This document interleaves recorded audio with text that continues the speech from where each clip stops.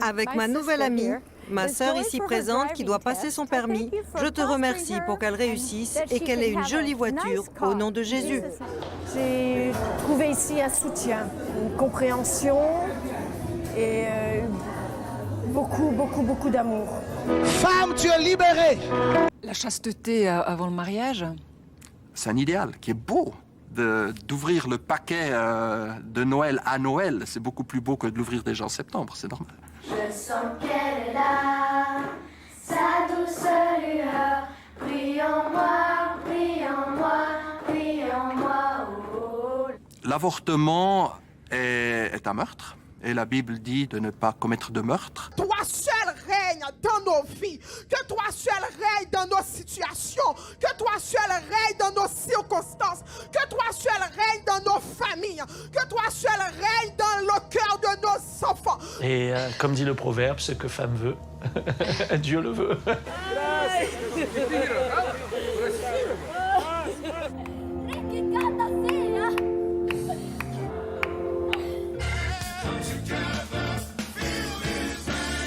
On passe nous aussi pour des bigots. J'apporte juste la bonne parole aux gens. Je leur parle de Jésus. Il est celui qui guérit. L'objectif, quand on implante une église, c'est de pouvoir chercher un financement qui garantisse au moins les 2 premières années de fonctionnement. Beaucoup de gens qui venaient ici avaient des salaires très faibles. Ils ont écouté la parole de Dieu, son enseignement, et aujourd'hui ils sont propriétaires de leurs entreprises. La Bible est un manuel de politique. Oui. Comme le dit du fond des âges le psaume 23. Quand je franchis un couloir de ténèbres, je ne crains aucun mal, car tu es près de moi. Christianiser les politiques ou politiser les chrétiens. On sait ce que veut Dieu. Que les sphères du gouvernement, les sphères d'influence, du pouvoir, de l'autorité soient réservées aux fils de Dieu, ceux qui marchent avec le Seigneur Jésus-Christ. He has surrounded himself with spirit-filled people. So, pray in the Spirit over him. Il faut que vous essayiez de comprendre que Jésus nous a appelés à être des guerriers. Il a dit « Je ne suis pas venu apporter la paix. Je suis venu apporter la guerre. » Je dis à tout le monde, j'ai fait la guerre avec un M16 et maintenant, je pars en guerre avec Jean 3,16.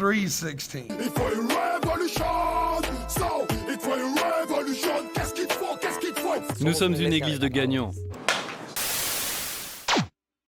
Notre Dieu est capable de nous délivrer. Notre Dieu est capable de nous délivrer. Bonjour, bonsoir, bonne nuit pour les No Life. Le christianisme évangélique.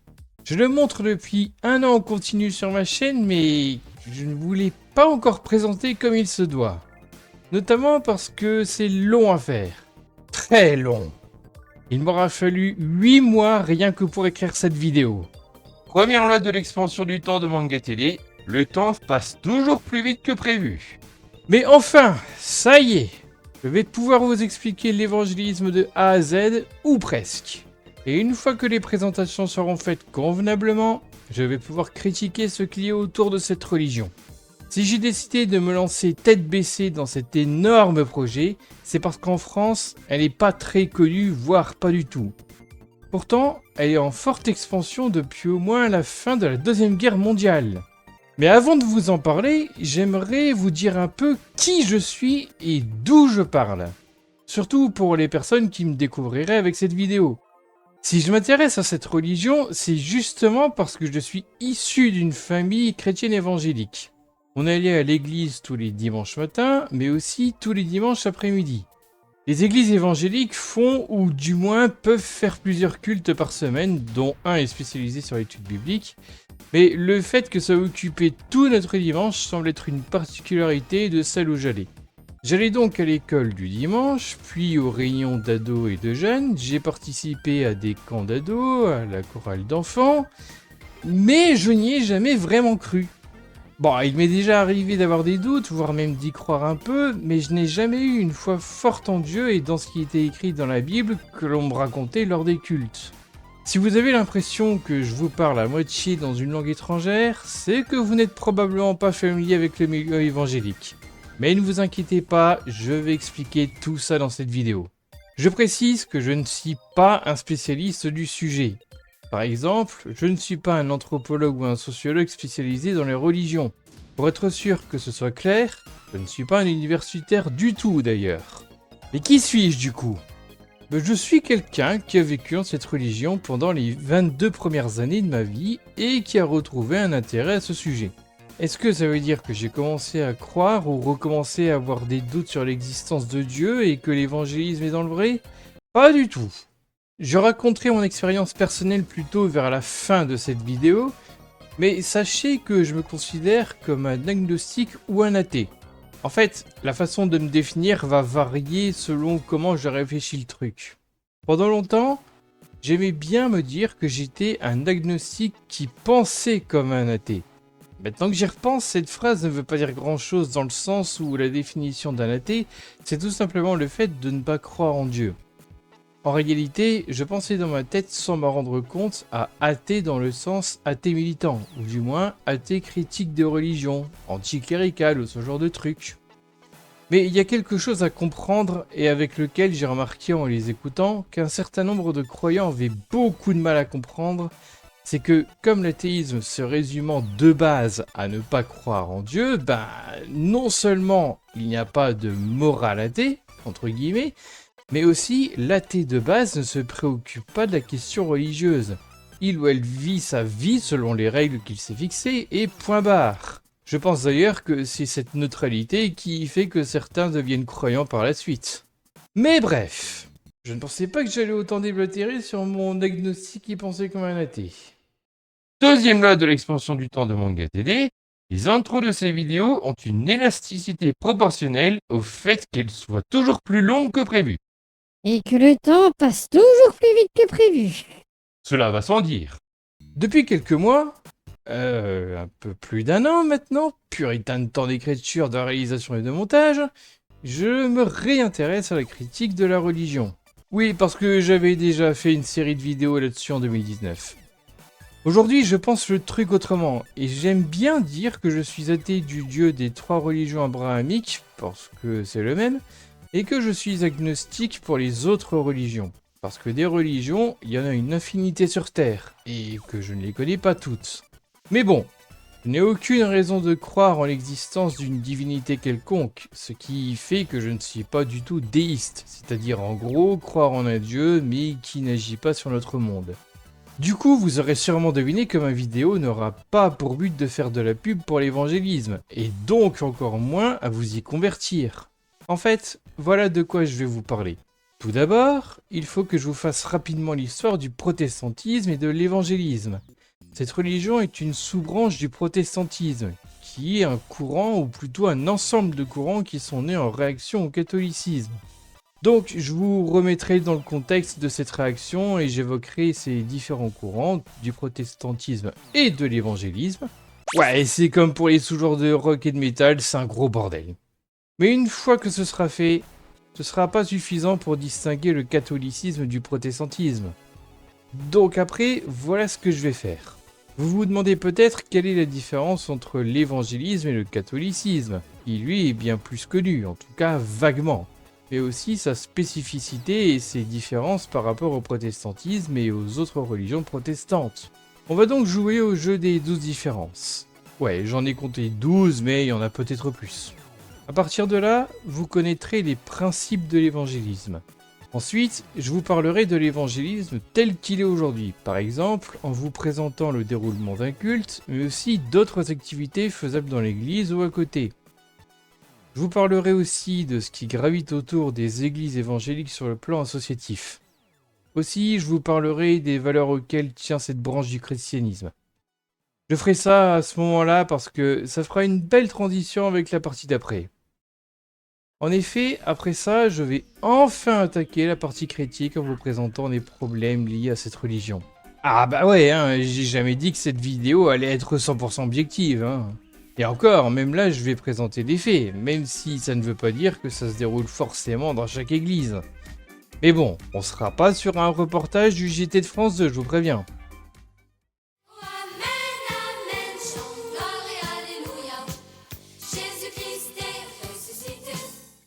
Avant de vraiment attaquer sur l'évangélisme, il faut quand même que je vous explique les deux grandes branches du christianisme. Il y a le catholicisme d'un côté et le protestantisme de l'autre. Comme je le disais tout à l'heure, l'évangélisme fait partie de la branche protestante. Les catholiques se basent non seulement sur la Bible, bien sûr, mais aussi sur des ajouts qu'ils ont apportés au fil des siècles. Le plus parlant pour moi, c'est le droit canon, un ensemble de règles écrites par des personnes faisant autorité dans l'Église catholique. Par exemple, la dernière version à ce jour, qui date de 1983, a vu le jour grâce au pape Jean-Paul II. Attention, il n'a pas fait ça tout seul, hein. Si vous voulez en avoir un aperçu, allez voir ce live de la chaîne Service AT, le lien sera en description. Je vais aussi vous parler du purgatoire. Pour le coup, c'est un cas plus compliqué qu'un pur ajout des cathos, mais je vais en parler maintenant parce que ça va nous servir pour après. En fait, c'est une étape qui surviendrait après notre mort, qui nous servirait à nous faire pardonner nos péchés, dont on n'aurait pas fait tout ce qu'il faut justement pour s'en faire pardonner. Ah oui, je vois le genre. Normalement, pour se faire pardonner, les cathos vont se confesser auprès d'un prêtre dans leur cabine d'essayage de petit trou là. Et le curé lui dit par exemple de réciter 5 fois telle prière pour la pénitence. Enfin, le pardon, quoi. Voilà. Et il serait donc possible de se faire pardonner nos péchés après notre mort lors du purgatoire. C'est pratique quand on a un accident mortel, non? Mais attends, du coup, personne ne va en enfer. Il suffit de se convertir et de se faire pardonner à ce moment-là. Alors non, le hack n'est pas aussi simple en vrai. Les gens qui passeraient par le purgatoire seraient ceux qui seraient assez en communion avec Dieu pour ça quand même. Et il ne faut pas être coupable de certains péchés considérés comme mortels, c'est-à-dire un péché que Dieu ne pardonne pas si on le fait volontairement et en sachant très bien ce que l'on fait. Les catholiques se basent sur quelques versets de la Bible pour justifier l'existence de cette étape de transition entre la vie et le paradis ou l'enfer. Il n'y a pas littéralement écrit qu'il y a un purgatoire, on n'y trouve pas le mot, mais certains versets parlent d'un feu purificateur après notre mort. Vous savez que la Bible c'est une compile de livres pour faire simple. Eh bien, dans les Bibles des cathos, il y a ce qu'on appelle les livres des Maccabées. Alors non, c'est pas qu'ils étaient morts, c'est qu'ils étaient juifs, ce qui n'a rien à voir. Et un de ces livres parle d'un lieu où on peut faire des sacrifices pour que les péchés des morts soient pardonnés. Puis, ayant fait une collecte d'environ 2000 drachmes, il l'envoya à Jérusalem, afin qu'on offrît un sacrifice pour le péché, agissant fort bien et noblement d'après le concept de la résurrection. Car s'il n'avait pas espéré que les soldats tombés dussent ressusciter, il était superflu et sot de prier pour les morts, et s'il envisageait qu'une très belle récompense est réservée à ceux qui s'endorment dans la piété, c'était là une pensée sainte et pieuse. Voilà pourquoi il fit faire ce sacrifice expiatoire pour les morts, afin qu'ils fussent délivrés de leurs péchés. Deuxième livre des Maccabées, chapitre 12, versets 43 à 45. Après, ça a l'air assez contextuel. Ce serait donc la seule référence à cette possibilité de purgatoire, et Jésus n'en a pas parlé pour le coup. Mais bon, tout ça pour dire que les catholiques prennent la Bible et brodent des trucs à partir d'elle. Les protestants, eux, ont choisi de ne se baser que sur la Bible. Ils n'ont pas d'autres textes qui font autorité, du moins pas de manière équivalente, et ça ne fera pas office de loi, entre guillemets. Mais au fait, ça veut dire quoi, protestant ? Pour vous expliquer ça, je vais vous faire une brève histoire du protestantisme.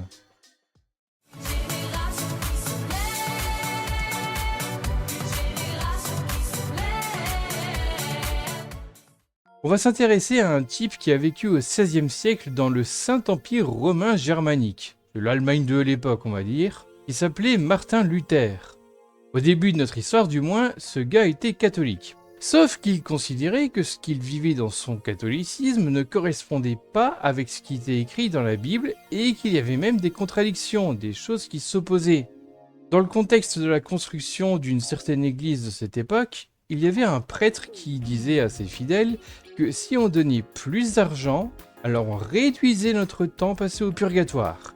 Ouais, les sacrifices ont l'air d'avoir été remplacés par des dons entre-temps. Il se trouve que Martin Luther considérait que les livres des Maccabées n'étaient pas authentiques, ou du moins il avait un doute là-dessus. Du coup, par extension, il doutait de l'authenticité du purgatoire, non? C'est ça. Au passage, ça sous-entendait que les riches pourraient littéralement acheter leur place au paradis, du coup, et faire toutes les conneries qu'ils veulent. Et Luther était clairement contre ça, puisqu'il a écrit ce que l'on appelle les 95 thèses, où il critique le commerce des indulgences, c'est-à-dire le fait de pouvoir acheter son pardon au sens propre du terme, justement. Quand on y pense, cette opposition de Martin Luther va en quelque sorte dans l'esprit de Jésus qui a chassé les marchands du temple, finalement. À l'origine, les protestants voulaient réformer l'église de l'intérieur. Ouais, heureusement pour lui, Luther n'était pas seul. Mais comme ils n'ont pas réussi, Martin Luther a fini par être excommunié et a été contraint de construire sa propre église indépendante. Du coup, c'est comme ça que le protestantisme est né.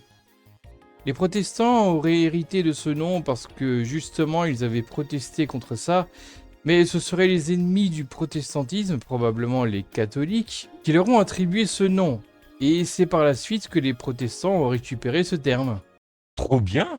Un retournement du stigmate avant l'heure. Quand l'Esprit de Dieu habite en moi, je chante comme David. Parmi les branches du protestantisme, on compte notamment les calvinistes et les luthériens. Et justement, les évangéliques sont des héritiers de Martin Luther ou Calvin. Enfin, je vais pas non plus vous faire toutes les branches du protestantisme parce que sinon dans 100 ans j'y serai encore. Mais en réalité, les évangéliques sont bien plus proches du luthéranisme que du calvinisme. Dans le calvinisme, Dieu a déjà décidé de qui sera sauvé et qui ne le sera pas. Ah bah c'est bien, on n'a plus de questions à se poser. On vit comme on veut du coup. C'est une religion que tu n'as pas besoin de pratiquer alors. Reste à savoir si on fait partie des élus ou non. En revanche, les évangéliques sont très prosélytes. Ils font tout pour sauver un maximum de gens en essayant de les convertir à leur religion, et donc en leur faisant accepter Jésus comme Seigneur et Sauveur pour qu'ils soient sauvés. Enfin, ça c'est la théorie, hein. Dans la pratique, les fidèles n'oseront pas forcément le faire. Pour le luthéranisme, il y a quelques principes fondamentaux. Sola scriptura, par l'écriture seule. Donc, la Bible est la seule autorité en matière de foi et de pratique. Sola fide, par la foi seule. La foi seule permet d'obtenir le salut, pas les œuvres ou les actions. Sola gratia, par la grâce seule. Le salut est un don de la grâce de Dieu qui s'obtient par sa foi en lui et non par des bonnes actions. Ouais, le sola fide et le sola gratia sont étroitement liés du coup. Le sola fide met l'accent sur la foi comme moyen de recevoir le salut, tandis que le sola gratia met l'accent sur la grâce de Dieu comme source de ce salut. Mais bon, ce qu'il faut retenir, c'est que selon Luther, on est sauvé par notre foi en Dieu et non pas en faisant des bonnes actions. Et enfin, le solo Christo, par le Christ seul. Là aussi, c'est lié aux deux précédents, ceux-là. En fait, quand je disais que le salut est un don de la grâce de Dieu, on pourrait en réalité préciser par Jésus-Christ. En fait, tel que je la comprends, l'idée c'est de croire que Jésus a racheté nos péchés. C'est donc notre sauveur, mais seulement si on croit en lui. Ouais, je sais, c'est un peu con, mais on parle de religion là. Hein. Et du coup, une fois de plus, on est sauvé si on croit en ça, et pas parce qu'on a fait des bonnes actions. Au XVIe siècle, les écrits de Martin Luther ont donné naissance à un courant de pensée portant son nom qui s'appelle donc le luthéranisme. Le luthéranisme a donc pour principe les 4 que j'ai évoqués tout à l'heure. Une grande nouveauté du luthéranisme, c'est de proposer les cultes en langue vernaculaire, c'est-à-dire dans la langue locale parlée par la population. Par exemple, le français pour la France. Donc les cultes ne se font pas en latin. L'Église catholique n'a officiellement abandonné ça qu'en 1965. Sérieux ? Non, sérieux ? Martin Luther a fait un autre truc intéressant dans la continuité des cultes en langue vernaculaire. C'est quelqu'un qui aimait beaucoup la musique. Du coup, il a initié le fait de composer et écrire de nouveaux cantiques, de nouveaux chants quoi, eux aussi en langue vernaculaire, dans son cas en allemand. Ça permet à ces chants d'être beaucoup plus chantés par le peuple, là où le chant grégorien chez les catholiques ne pouvait pas être chanté par tout le monde puisqu'il est en latin. Pour cette même raison, il a généralisé l'utilisation du refrain. Et oui, c'est plus facile à retenir et à chanter du coup. Martin Luther a lui-même composé une 60aine de chants, dont un qui s'intitule « C'est un rempart que notre Dieu », qui serait l'un des cantiques protestants parmi les plus connus du monde entier. C'est un rempart que notre Dieu en ces jours de détresse. Il nous délivre, il nous tient lieu d'armée de forteresse. Notre ennemi mortel, rusé, fort et cruel, rugit, menace, il redouble d'audace, il n'a point d'égal sous le ciel. Je suis sûr que cet aspect participatif devait déjà faire en sorte qu'ils se fassent moins chier durant leur culte. Tu m'étonnes. On le voit bien aujourd'hui dans les cultes évangéliques justement. Certaines de ces compositions sont musicalement très simples pour qu'elles soient faciles à apprendre car les chrétiens de l'époque n'avaient pas beaucoup de connaissances musicales. C'est là aussi quelque chose qu'on retrouve aujourd'hui dans les cantiques évangéliques. J'aurai l'occasion d'y revenir plus tard. Ça montre que même s'il y a d'autres figures du protestantisme que Martin Luther, c'était particulièrement logique que je me centre sur lui pour l'histoire du protestantisme, puisque ma vidéo est sur l'évangélisme à la base. Je fais bien de le rappeler parce que là, je crois que tout le monde a oublié à force de parler de tout sauf de ça. Vous verrez que quand je vais donner les caractéristiques de l'évangélisme et aussi quand je vais montrer les différences entre l'évangélisme et le catholicisme, il y aura beaucoup de redites par rapport à ce que je viens de dire pour le luthéranisme. Donc, si vous avez l'impression que je radote, c'est normal, ce n'est pas parce que je suis vieux. Ouais, enfin, c'est pas la seule raison, quoi. Je t'emmerde. Au passage, il y a aussi l'anglicanisme, qui est une branche née en Angleterre qui mélange des éléments du catholicisme et du protestantisme. Par exemple, il conserve certaines traditions catholiques, comme les robes liturgiques, les robes que portent les prêtres, et les 7 sacrements. Mais il adopte aussi des idées protestantes, comme l'importance de la Bible et des cultes en langue vernaculaire. Vous verrez après pourquoi j'en parle. Nouvelle génération annonce la bonne nouvelle. On représente. Le mouvement évangélique commence au XVIIIe siècle, mais je vais d'abord remonter un peu avant. Sachez que j'ai plus de mal à trouver des infos dessus, du fait que la naissance de cette branche se fait à travers plein de petits groupes éparpillés un peu partout dans divers pays, d'abord des pays européens. Du coup, il y aura plus de conditionnels et même un peu d'interprétation dans mes phrases. Du coup, j'imagine que l'évangélisme tire son nom de la réforme protestante, vu le déroulé que tu fais depuis tout à l'heure. Exactement. C'est pour ça que j'en ai parlé. Par contre, contrairement à ce qu'on pourrait imaginer, il n'est pas né aux États-Unis. Vous avez dû commencer à vous en rendre compte, mais les chrétiens sont les spécialistes des scissions en religion. Eh ben, rebelote! Il faut remonter en réalité au début du XVIIe siècle pour avoir l'origin story. En Angleterre, il y a donc eu une communauté qui n'était pas d'accord avec le fait qu'il fallait baptiser les bébés. Ils se sont donc séparés des anglicans. Et oui, quand je disais tout à l'heure que les anglicans gardaient certains trucs du catholicisme et notamment les 7 sacrements, ça incluait donc le baptême des bébés. Je reviendrai sur les sacrements quand je ferai la liste des différences entre cathos et protestants. Menacé, j'imagine, par les anglicans, ce groupe dissident a fui en Hollande et a formé des petites communautés de leur côté. Ils refusaient toute autorité autre que celle de leur église, donc toute autorité catholique de quelque sorte que ce soit. À la même époque, en Europe centrale, un autre mouvement est né qu'on appelle le piétisme. Ce sont celles et ceux qui vont à l'église à pied?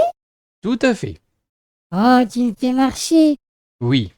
En vrai, les piétistes se retrouvaient en petits groupes en étudiant la Bible et même des ouvrages spirituels dont un incontournable pour eux qui s'appelle Pia Desidesia de Jacob Spener, puritain de latin de merde, d'ailleurs considéré comme étant le fondateur du mouvement, où ils y trouvent des règles de vie simples. Ce qu'on peut remarquer avec ces deux cas, c'est que les deux cherchent un retour aux sources finalement. On se base sur la Bible, Bon, ok, il y avait des livres en plus pour les piétistes, et en tout cas, on se débarrasse des ajouts des catholiques en termes de principes et d'autorité. Avançons au XVIIIe siècle. À pied? Non, trop long. Encore? Mais qu'est-ce que c'est que ces histoires de pieds? À cette époque, il y a eu des mouvements dits de grand réveil, et notamment de réveil évangélique en Angleterre et effectivement en Amérique du Nord. Un grand réveil, ou un réveil de base, c'est un mouvement de personnes qui veulent réveiller une foi qui se serait endormie, qui serait devenue routinière, un peu osef j'imagine. Il est quand même vrai que ça a concerné les États-Unis assez tôt, puisque les protestants de genre variés ont immigré aux États-Unis, notamment dans la région de la Nouvelle-Angleterre. On commence à voir des traces de ce que deviendront une partie des pasteurs évangéliques plus tard, avec des gens comme le prêtre calviniste George Whitefield ou le pasteur Jonathan Edwards, par le fait qu'il faisait des sermons avec beaucoup d'émotion qui captivaient beaucoup le public, allant même jusqu'à les faire pleurer. Cette forme de prêche avait contribué à un éveil spirituel de la foule, c'est-à-dire que les gens estimaient prendre conscience de l'existence de Dieu et de ce qu'il aurait fait et de se sentir connectés à lui. Ça nous fait changer notre vision de voir le monde. Comme c'est une émotion profonde, ce n'est pas évident à expliquer, mais si vous l'avez déjà vécu, vous comprendrez sûrement de quoi je parle. Jonathan Edwards, et ce n'était probablement pas le seul, j'ai envie de dire, arrivait même à faire peur à son public. Il avait probablement la crainte de ne pas être d'assez bons chrétiens ou de finir en enfer. En fait, il y en a même qui finissaient en transe par terre. C'est apparemment la naissance de cette manière de prêcher qu'on appelle parfois le charismatisme, qu'on retrouve encore aujourd'hui chez une partie des pasteurs évangéliques. Ça aurait dû inquiéter les gens, ça. Pourquoi tu as eu du succès, ce genre de prêche, voire même ce réveil en fanfare?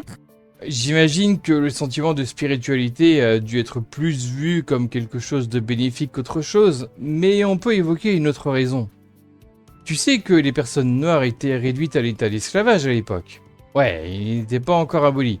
Et comme on peut l'imaginer, le racisme était particulièrement chaud bouillant. Eh bien, ces prédicateurs voulaient aussi les évangéliser. Du coup, ils se retrouvaient avec des groupes de fidèles où, du moins en tant que fidèles, ils étaient traités de la même manière. C'était un moment qu'ils pouvaient partager ensemble de la même manière. Bon, je sais pas si les noirs et les blancs étaient mélangés, mais disons qu'ils étaient ensemble et assistaient au culte de la même manière. En fait, cette forme de christianisme cherchait à convertir tout le monde, quelle que soit sa couleur de peau ou si on est riche ou pauvre. Et ça semblait innovateur au moins au sud des États-Unis où le racisme et la hiérarchisation sociale étaient très présentes. Après, vous connaissez les chrétiens. Cette nouvelle forme de prêche n'a pas plu à tout le monde. Du coup, ils ont fait quoi? Une scission. Mais bon, en vrai, on ne peut pas leur reprocher quand on sait que des prêches a mis des gens à terre en transe en train de pleurer. À cette époque également, si quelqu'un se sentait appelé par Dieu pour prêcher et qu'il arrivait à rameuter du monde pour former une troupe de fidèles, on appelle ça une congrégation, ben ça suffisait pour faire de lui un pasteur. Du coup, ça a permis de multiplier ce qu'on appelle les églises baptistes. Ok, rien que le nom, il est pas net. Le baptisme, c'est une forme de mouvement évangélique. Le mot baptiste sous-entend le baptême désiré des adultes. Mais ça, c'est dans le package évangélique de base, de toute façon. Par la suite, les pays francophones ont suivi le mouvement au 19e siècle. On voit aussi apparaître ce qu'on appelle des camps. Là aussi, une pratique qui existe encore de nos jours, du moins pour les ados et les jeunes. Ce sont des rassemblements de chrétiens qui durent quelques jours, où il y a plusieurs cultes avec chansons, prêches et moments de prière. Histoire de ne pas trop nous bourrer le crâne, il y a aussi des temps de jeu durant la journée et durant les veillées.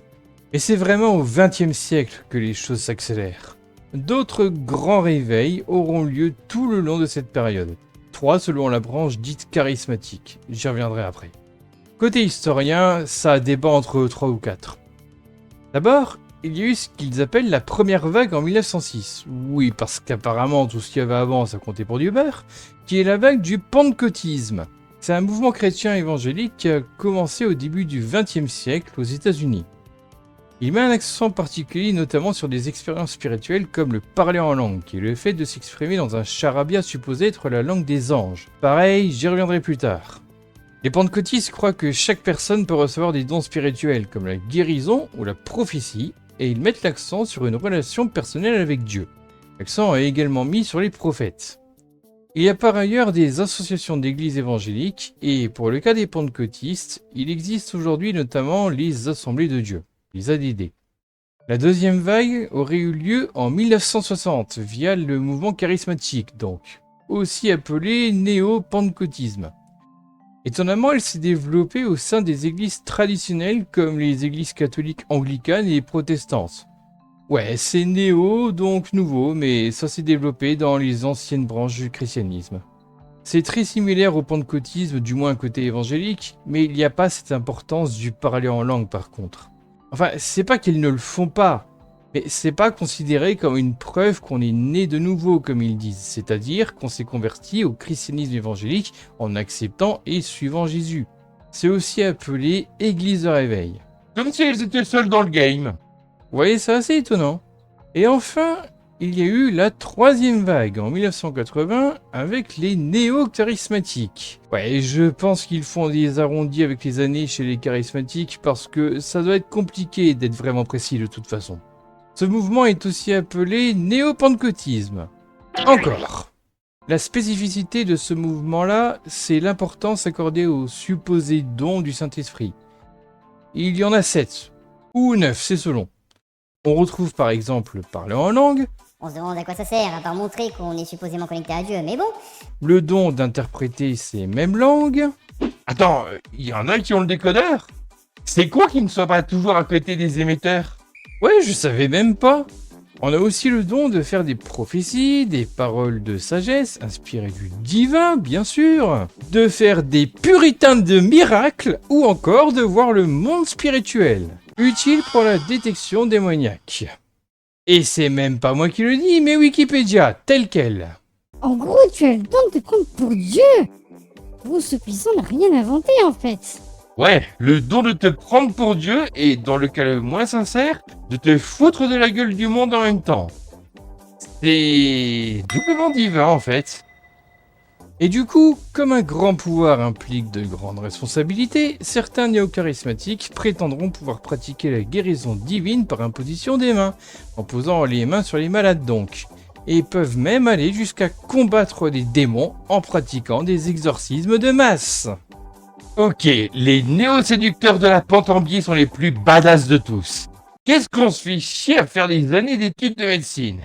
Après, ce n'est pas parce qu'il y a eu des nouvelles vagues avec des néo-matrixés que ça a remplacé les anciennes vagues, hein. Par exemple, l'église que j'ai fréquentée quand j'étais petit était une église pentecôtiste. Et moi qui croyais que c'était juste une église évangélique parce que c'était écrit en gros dessus. Bon, moi ça m'étonne pas par contre que ça les a pas remplacés. J'ai jamais trouvé néo-charismatique. Ouais. Après, dans le 4, avec sa tête de Jésus, peut-être que certaines personnes ont cessé leur suspension d'incrédulité aussi. Enfin, on peut l'espérer. Par ailleurs, aux États-Unis, ce qui correspond à la deuxième et troisième vague, dans ce que je viens de dire, a été lancé grâce aux émissions d'évangélisation à la radio puis à la télévision. Ouais, les fameux télévangélistes là. J'en reparlerai plus tard de ça. Il faudrait un compteur de j'en reparlerai plus tard, à force. En réalité, il existe une tétrachier de branches et sous-branches de l'évangélisme. Mais je ne vais pas toutes les faire parce qu'il faudrait une vidéo entière rien que pour ça. Dieu nous a tant aimés qu'il a donné son Fils. Vu que les pays comme la France ou la Belgique sont de culture et de tradition catholique, bon, en tout cas pour parler rapidement et simplement, il y a des chances, enfin des possibilités disons, que vous ayez plus l'habitude de comment ça se passe dans le catholicisme, du moins que vous ayez des notions. Du coup, vous pourriez avoir des confusions entre cette branche d'un côté et le protestantisme et l'évangélisme de l'autre. Alors on va débroussailler le terrain en comparant les deux sur 12 points, ou 11, ou 13, parce que en vrai ça change à chaque fois que je compte. Donc on va dire une petite dizaine de points parce que nique. Bon, finalement il y en a 10. D'abord, pour ce qui est du salut, pour qu'on soit sauvé quoi. Pour les catholiques, il faut faire des bonnes actions, des bonnes œuvres quoi. Après notre mort, on passe au purgatoire. J'en ai parlé tout à l'heure, je ne reviens pas dessus. Ou dedans. En revanche, pour les protestants, il faut reconnaître que nous sommes pécheurs et accepter Jésus comme son Seigneur et Sauveur, comme ils disent. D'ailleurs, pour les gens qui ont suivi mes lives, le tic-tract qu'on avait vu qui s'appelle le film de votre vie ressemble plus à un tract de catholique finalement. Ce qui est étrange puisque Jack Chick était un évangélique. La justification que vont apporter les protestants, c'est que Jésus a déjà racheté nos péchés en mourant sur la croix, donc ce problème-là est réglé. Attends, mais c'est bizarre ça. Parce que si on pousse la logique jusqu'au bout, ça veut dire que finalement, on peut faire tout ce qu'on veut, même tuer des gens, vu que nos péchés sont déjà rachetés. C'est Satan qui doit se sentir un peu seul en enfer. Attendez, mais... il sert à quoi du coup? Je ne vois même plus l'intérêt pour lui de tenter de faire le mal. J'avoue.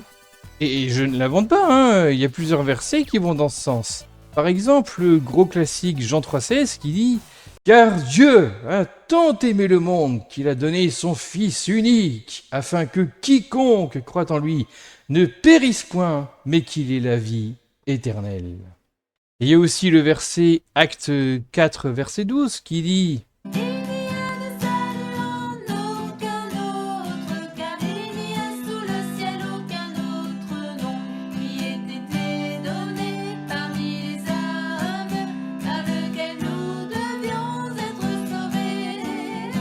Ouais, ce verset a été adapté en cantique.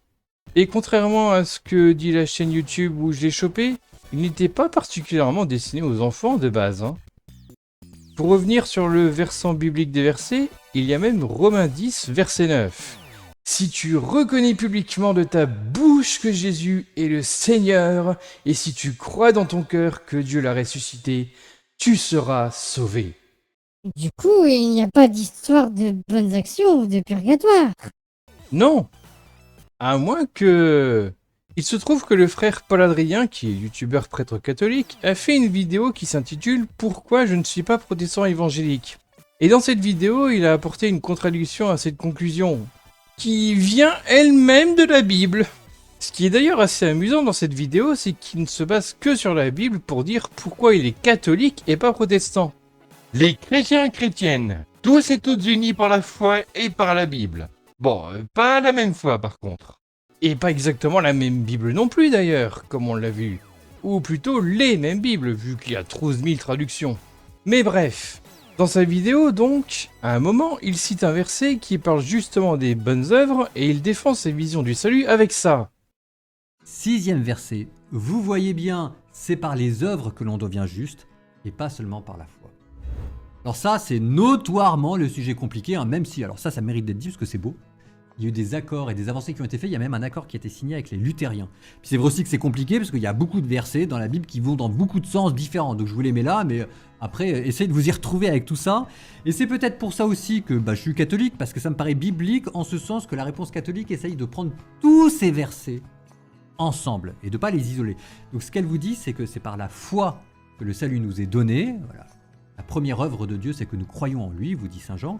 Mais ensuite, pour que ça passe à travers tout ce que nous sommes, à travers tous les pores de notre peau, voilà, pour qu'on s'approprie notre salut, la méthode que Dieu nous a donnée, c'est de poser des actes. C'est comme ça que nous nous approprions le salut. C'est-à-dire que les actes ne sont pas simplement là pour témoigner de notre foi, ce qui est déjà pas mal, mais aussi pour nous permettre de cultiver la charité qui nous est donnée par la foi. Vous voyez que l'homme est justifié par les œuvres et non par la foi seulement. Jacques, chapitre 2, verset 24. Le contexte nous parle d'Abraham et d'une certaine prostituée du nom de Rahab. Mais en réalité, le mieux pour comprendre ce passage, c'est de remonter un peu plus haut, à 2,14. Mes frères, que sert-il à quelqu'un de dire qu'il a la foi, s'il n'a pas les œuvres? La foi peut-elle le sauver? Si un frère ou une sœur sont nus et manquent de la nourriture de chaque jour, et que l'un d'entre eux vous leur dise « Allez en paix, chauffez-vous et vous rassasiez », et que vous ne leur donniez pas ce qui est nécessaire au corps, à quoi cela sert-il? Il en est ainsi de la foi. Si elle n'est pas dans les œuvres, elle est morte en elle-même.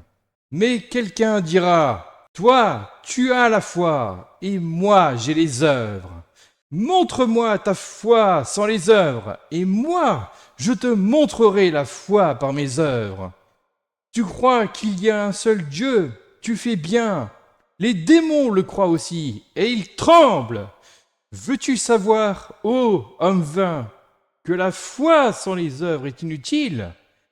Abraham, notre père, ne fut-il pas justifié par les œuvres lorsqu'il offrit son fils Isaac sur l'autel?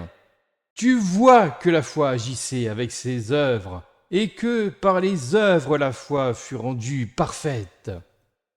Ainsi s'accomplit ce que dit l'Écriture. Abraham crut à Dieu, et cela lui fut imputé à justice.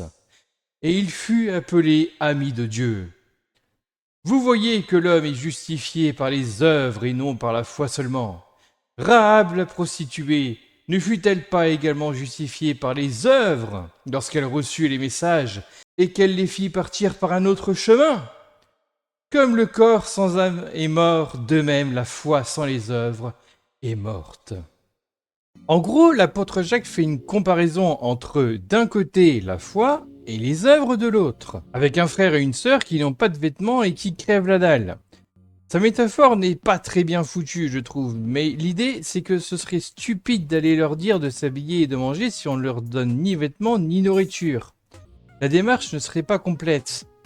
Et donc pour lui, ce serait pareil avec la foi et les œuvres. La démarche de croire et accepter Jésus ne serait donc pas complète si derrière nos actions ne sont pas raccord avec sa volonté ou son idéologie finalement. En plus, ce qui est amusant à constater avec les références croisées, c'est que la première référence, le Romains 3,28, est en contradiction avec Jacques 2,24. Il va donc dans le sens des évangéliques. Et en plus de ça, les deux autres références croisées sur cette page sont le verset d'avant et le verset d'après. Et de toute façon, là aussi, l'exemple est hyper contextuel.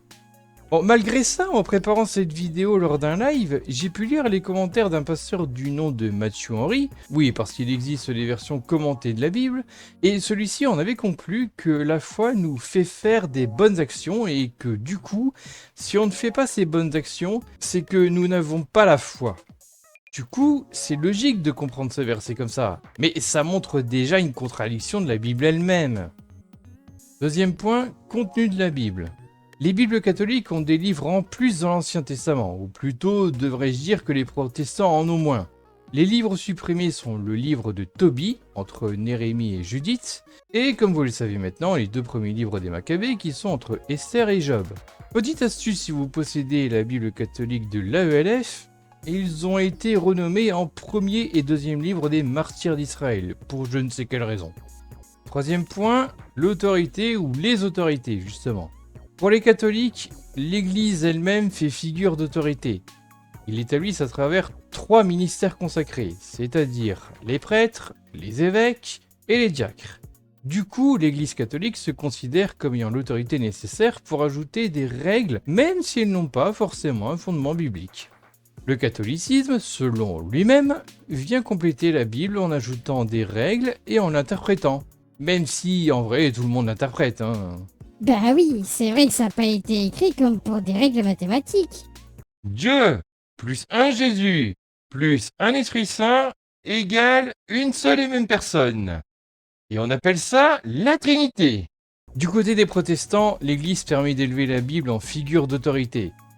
Pour les protestants, le texte central, c'est tout simplement la Bible et rien d'autre. Si chez les protestants, ils sont 17% à lire la Bible, ce chiffre monte à 74% chez les évangéliques, selon Sébastien Fass, qui est historien et chercheur au CNRS. Du coup, il n'y a pas vraiment d'ajout façon droit canon, donc pas d'add-on, j'ai envie de dire. Bien sûr, il peut y avoir des textes qui sont reconnus et considérés de base comme étant écrits par des hommes, donc pas supposés d'inspiration divine, ou pire guidés par Dieu. Ça peut être des textes de réflexion, des espèces de mini-prêches en fait. Mais ce ne sont pas des textes qui font autorité comme la Bible. Ce seraient plutôt des textes qui les aideraient à comprendre la Bible. Là, je viens de vous montrer les trésors quotidiens qui sont l'exemple le plus parlant pour moi parce que j'ai connu ça quand j'étais petit. Comme vous pouvez le voir, il y a une version pour les adultes, mais il y en a aussi une pour les enfants. Donc la Bible, c'est vraiment le point central du protestantisme, et pas seulement chez les évangéliques du coup. Aussi, et en tout cas chez les évangéliques, les pasteurs se sentent appelés par Dieu pour exercer leur activité. Ce qui veut dire que dans l'absolu, n'importe qui peut devenir pasteur, bien que l'on puisse se former pour ça. C'est raccord avec ce que j'avais dit tout à l'heure. J'y reviendrai plus en détail plus tard. Ouais, encore une fois, je sais. Ah, au fait, les protestants ne reconnaissent pas le pape comme une autorité. En fait, le pape et le Vatican, ils en foutent. Du coup, ils s'en branlent de savoir si c'est de la faute à Vatican 1 ou 2. Bon, par contre, il faut quand même préciser un truc important. Le pasteur n'est théoriquement pas supposé être une autorité puisque c'est la Bible elle-même qui en est une dans la logique protestante. Mais bon, il faut pas être naïf, hein. Dans la pratique, le pasteur va fatalement être une forme d'autorité plus ou moins forte selon les églises. Déjà, le pasteur fait son prêche sur le devant de la scène et tout le monde l'écoute religieusement. Bah oui, il est vu comme quelqu'un qui connaît bien la Bible. On verra plus tard que ça fait partie de sa formation. Donc ses prêches seront très importants pour ses membres. Dit comme ça, c'est logique, mais bon, ça va mieux en le disant. Aussi, on peut très bien lui poser des questions à la fin du culte. Bah, peut-être pas dans toutes les églises, hein, ça doit être compliqué dans les plus grandes. De plus, le pasteur peut même rendre visite aux membres de l'église chez eux, que ce soit pour des visites de courtoisie ou si on a divers problèmes spirituels ou autres, par exemple des problèmes de couple. Et oui, le pasteur peut faire docteur spirituel et psychologue de couple. Et on verra plus tard que ça peut même aller au-delà d'une simple autorité. Point numéro 4, le mariage des prêtres et des pasteurs. Les prêtres ne peuvent pas se marier contrairement aux pasteurs. Pour les prêtres, ce n'était pas le cas à l'origine, puisque les rabbins et les premiers évêques pouvaient le faire dans la Bible. On le voit dans 1 Timothée chapitre 3 verset 2. Il faut donc que l'évêque soit irréprochable, mari d'une seule femme, sobre, modéré, réglé dans sa conduite, hospitalier, propre à l'enseignement. Mais un évêque, c'est pas tout à fait pareil qu'un prêtre. Je veux dire, il est au-dessus dans la hiérarchie, non? Alors oui, mais à savoir qu'au début, le mot évêque désignait les responsables de communauté. En fait, si on se fait l'étymologie du mot, ça désigne entre autres le berger ou le gardien qui conduit et protège le troupeau. Ouais, c'était un peu plus vague le sens à l'époque. Mais du coup, ça avait un sens plus proche du prêtre actuel. Et pour l'interdiction du mariage, elle n'a eu lieu qu'autour du XIe siècle. Et histoire d'enfoncer le clou, l'apôtre Pierre, qui est considéré comme le premier pape, avait lui-même une femme. Or, il y a le verset Matthieu 16-18 qui dit « Et moi, je te dis que tu es Pierre, et que sur cette pierre je bâtirai mon église, et que les portes du séjour des morts ne prévaudront point contre elle. » L'idée, si j'ai bien compris, c'est qu'il a pu officier dans cette église tout en étant marié. Bon, j'ai voulu m'assurer que le Pierrot était marié quand même, hein, et j'ai, ou plutôt copilote, m'a trouvé 2 versets. Déjà dans Matthieu 8, 14 et 15, on apprend ceci. Jésus se rendit ensuite à la maison de Pierre, dont il vit la belle-mère couchée et ayant la fièvre. Il toucha sa main, et la fièvre la quitta. Puis elle se leva et le servit. Donc, Pierre qui roule à masse-meuf. Après, c'est peut-être parce que les versets sont décontextualisés, mais dit comme ça donne l'impression qu'il a guéri parce qu'il avait la dalle et qu'il fallait forcément que ce soit la belle-mère qui lui prépare le repas parce qu'il est en mode... La place de la femme, c'est à la cuisine! En tout cas, ce qu'on peut comprendre, c'est que le fait que Pierre avait une belle-mère sous-entend qu'il était marié. Ou alors, son père s'était remarié? Pas que je sache, mais de toute façon, il y a le 2e verset. Dans 1 Corinthiens 9,5, on a ça. Est-ce que nous n'avons pas le droit d'emmener avec nous une femme chrétienne? Les autres apôtres, les frères du Seigneur et Pierre font cela. Ce qui est curieux, c'est que je ne connais que 2 versions de la Bible qui nomment explicitement Pierre. La première, c'est la version Parole de vie que vous voyez à l'écran, faite par l'Alliance biblique française, qui est une asso œcuménique, qui peut inclure toutes les branches du christianisme donc, même si elle est de base protestante et évangélique. Et la deuxième, c'est la Bible catholique de l'AELF. J'adore l'ironie du truc. Aussi, les moines avaient fait vœu de célibat à l'époque médiévale. Ça s'est fait progressivement. D'après ce que j'ai pu entendre dans la vidéo principale différence entre les évangéliques et les catholiques de la chaîne La Parole Vivante, l'autorité catholique considérait à cette époque qu'il y avait des problèmes dans le clergé. Du coup, ils se seraient inspirés des moines et auraient repris certaines de leurs règles pour les importer dans le clergé. Et donc, on aurait demandé aux prêtres de faire vœu de célibat. Point numéro 5, les sacrements. Déjà, point définition. acte rituel ayant pour but la sanctification de celui qui en est l'objet. L'Église catholique et les églises orthodoxes reconnaissent 7 sacrements. Le baptême, la confirmation, l'Eucharistie, le mariage, la pénitence, l'ordre et l'onction des malades. Les églises protestantes ne retiennent que 2, le baptême et l'Eucharistie ou Sainte Seine. Vu qu'il y a plus de sacrements chez les catholiques que chez les protestants, les prêtres font plus d'actes de bénédiction alors que les prédicateurs évangéliques vont plus transmettre le message. Ils font quand même des bénédictions, par exemple au baptême ou lors de la présentation des bébés. La présentation des bébés? Ouais, c'est-à-dire que le couple monte avec leur bébé et le pasteur sur l'estrade. Le pasteur présente littéralement le bébé au public, notamment en disant comment il s'appelle. Et souvent, le pasteur va demander aux parents de s'engager à élever leur enfant dans la foi chrétienne. Puis, il demande au Seigneur, en priant bien sûr, de bénir le bébé. Point numéro 6, le pardon des péchés. Chez les catholiques, ils vont voir leur curé pour se confesser. Chez les évangéliques, il n'y en a pas besoin. Ils prient dans leur coin et ils demandent à Dieu de les pardonner de leurs péchés. Péchés que Jésus a déjà rachetés en mourant sur la croix au passage. Ce qui montre là aussi que le prêtre a plus un rôle de gars qui donne des bénédictions, là où le pasteur a plus un rôle de transmission du message. Et cette vision-là semble plus proche de la Bible. Dans 1 Timothée 2, verset 5, il est écrit « Car il y a un seul Dieu et aussi un seul médiateur entre Dieu et les hommes, Jésus-Christ, homme. » Point numéro 7, le ou les péchés impardonnables. Chez les catholiques, il y a la notion de péché mortel qui fait que Dieu ne pardonnera pas si on le fait volontairement et en sachant très bien ce que l'on fait. Chez les évangéliques, j'ai toujours entendu qu'il y a un péché que Dieu ne pardonne pas. C'est le fait de blasphémer contre Dieu. Non. Bon. Dans Matthieu 12, versets 31 et 32, on a ceci. « C'est pourquoi je vous dis, tout péché et tout blasphème sera pardonné aux hommes. Mais le blasphème contre l'Esprit ne sera point pardonné.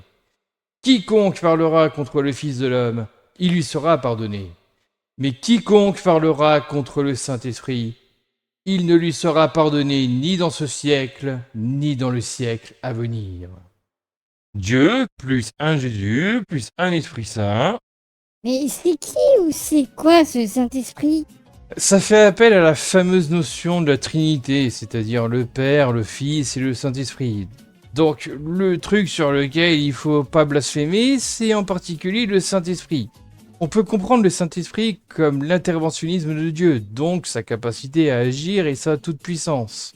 Mais en vrai, on pourrait trouver un deuxième péché que Dieu ne pardonnerait pas, qui est celui de l'incrédulité permanente. Le raisonnement est assez logique, puisque selon la Bible, et donc selon les protestants, c'est la foi qui sauve. L'un des versets qu'on va beaucoup retrouver qui va dans ce sens est le Acte 16:31. « Crois au Seigneur Jésus, et tu seras sauvé, toi et ta famille. » Celui ou celle qui ne croit pas au moment de sa mort ne sera pas sauvé et ira en enfer, donc Dieu ne lui pardonnera pas son incrédulité. Attends. Dieu sauve aussi la famille de la personne qui a cru en Dieu? Mais du coup, si par exemple son fils reste non-croyant tout au long de sa vie, et donc qu'il meurt athée, il sera quand même sauvé. Donc Dieu, dans ce cas-là, il s'en fiche de l'incrédulité permanente du fils, si par coup de chance son père croit en Dieu. Et ça marche sur combien de générations? Ça marche aussi avec les cousins? Et si le fils est un tueur en série, il ira au paradis? Ah, je crois que tu as trouvé une faille de sécurité critique. Mais je crains que Dieu s'en foute des rapports de bugs. Son logiciel est en version finale et il ne le mettra plus jamais à jour. Ah bah voilà, Dieu a abandonné le projet, donc il nous laisse nous démerder.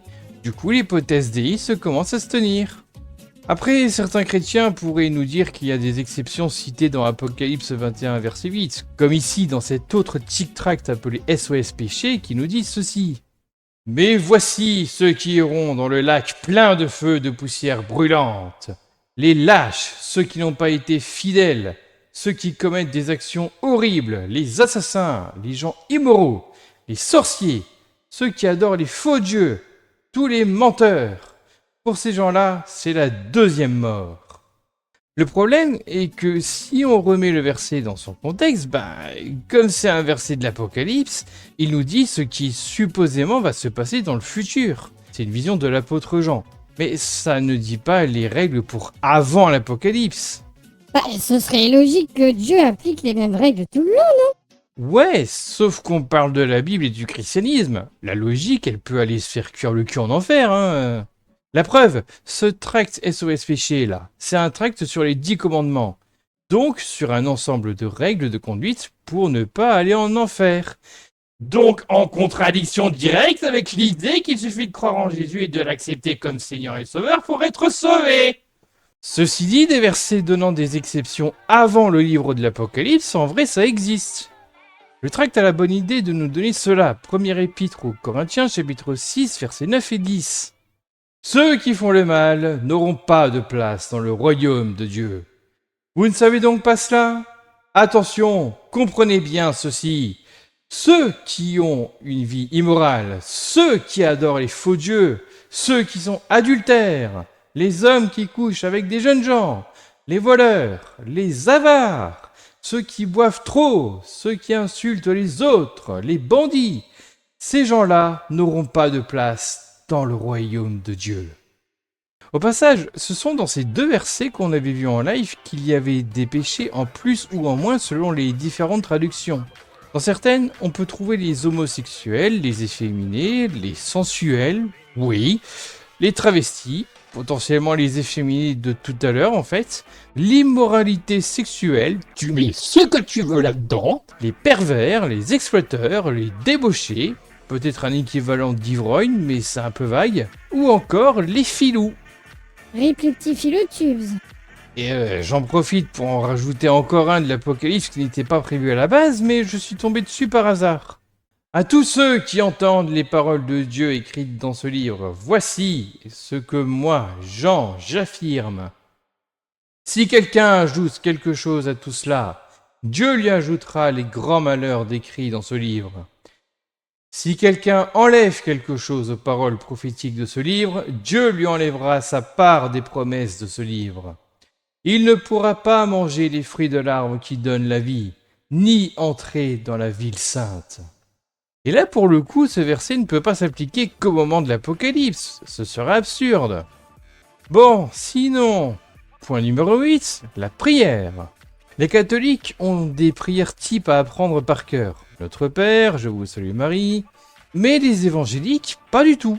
Ils disent ce qu'ils veulent dans leur prière. Ce qui fait qu'ils peuvent prier pour leur venir en aide dans la vie ou celle de leur entourage. Les sujets des prières peuvent être par exemple trouver un travail, voire même soigner des maladies. Bref, nos besoins plus ou moins importants. À la limite, il y a une prière entre guillemets rituelle, c'est celle qu'ils font avant de manger. Ils remercient Dieu pour la nourriture qu'il nous donne et qu'on n'est pas du tout allé acheter au supermarché avec notre salaire ou votre revenu. Mais ça s'arrête là. Tu peux remercier le Seigneur car il te garde, il te protège. Tu peux le remercier car tu es en bonne santé. Tu peux le remercier car tu as une famille qui t'aime, qui prend soin de toi. Tu peux le remercier car tu ne manques de rien. Point numéro 9, le baptême. Les catholiques se font baptiser quand ils sont bébés. Ils peuvent toutefois se faire baptiser adultes si ce n'est pas fait, typiquement s'ils ne sont pas nés dans une famille catho et qu'ils se convertissent plus tard. Cette idée de baptiser les bébés vient du fait que pour l'église catholique, ils naissent entachés par le péché originel. Dieu ne les a pas créés propres. Bah non, il n'a pas utilisé la croix ce con. Rien ne remplace la croix. Pour symboliser le baptême, on verse quelques gouttes sur le front du bébé. Des gouttes d'eau, hein, pas de la croix. Hein. Octave, je te baptise au nom du Père, et du Fils, et du Saint-Esprit. Amen. Pour les enfants à partir d'un certain âge et les adultes qui sont en phase de se faire baptiser, donc qui n'ont pas été baptisés bébés, ils doivent suivre ce que l'Église catholique appelle le catéchuménat. Vous voyez le catéchisme ? Ben c'est l'idée, mais pour les gens qui ont dépassé l'âge du catéchisme. En fait, le catéchuménat contient le catéchisme et sa version adulte d'approfondissement de la foi. Ils ont ensuite ce qu'ils appellent la confirmation de leur baptême. C'est une cérémonie qui est supposée renforcer la foi du confirmé et où ce dernier recevrait le don du Saint-Esprit. Du Saint-Esprit? Encore? Mais du coup, si on se moque d'un confirmé, Dieu ne le pardonnera jamais? Bonne question. Du côté des évangéliques, le baptême est un choix personnel. En général, celles et ceux qui se font baptiser sont adultes. On parle d'anabaptisme pour dire ça. Je dis en général car perso, j'ai déjà vu des ados se faire baptiser, mais c'est rare. Mais je crois que je n'ai jamais vu d'enfants le faire par contre. Pour symboliser ce baptême, il y a une immersion complète dans l'eau. Donc ils sont mis dans ce qu'on appelle un baptistère. Ouais, c'est une espèce de baignoire. D'ailleurs, quand on est amené à le faire avec les moyens du bord, on prend littéralement une baignoire. Ceci dit, même quand on n'a pas que les moyens du bord, ça arrive que certains et certaines le fassent en pleine nature ou à la mer. En fait, je suis même tombé sur cette vidéo, ils font ça à la piscine. Bon comme quoi, du moment qu'il y a de l'eau quelque part, Mais ça, c'est pour le baptême au sens littéral du terme. Les évangéliques parlent aussi d'un baptême du Saint-Esprit. Concrètement, c'est le nom donné au fait de se repentir, et donc d'accepter Jésus comme sauveur. En un mot, où on se convertit. On dit dans le milieu qu'on naît de nouveau, que Dieu fait de nous une nouvelle créature. Bon, en vrai, ces termes sont aussi utilisés dans les baptêmes physiques pour signifier l'engagement que la personne a pris. D'ailleurs, la page Wikipédia du baptême du Saint-Esprit dit que pour les pentecôtistes en particulier, ce baptême, donc cette conversion, peut se faire avant ou après le baptême d'eau. Attends, mais c'est complètement con. C'est étrange, car ça voudrait dire que tu affirmes devant ton église que tu démarres une nouvelle vie avec Dieu et que tu te convertis ensuite. Alors, j'ai grandi en allant dans une église pentecôtiste, et juste avant de dire plouf dans l'eau, le pasteur posait toujours une série de questions, toujours les mêmes, dont celle de l'acceptation de Jésus comme Seigneur et Sauveur.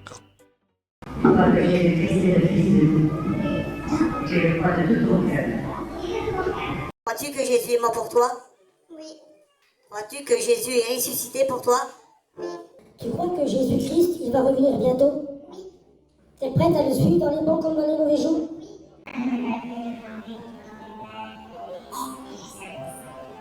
Alors, sur la confession de ta foi, je te baptise au nom du Père, du Fils et du Saint-Esprit.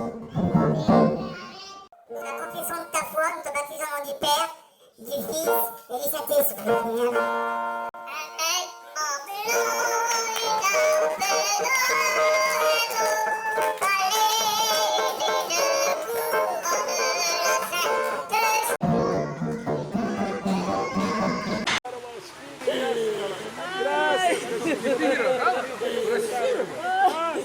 Le spectaculaire, une méthode toujours efficace. Même les baptêmes sont un spectacle.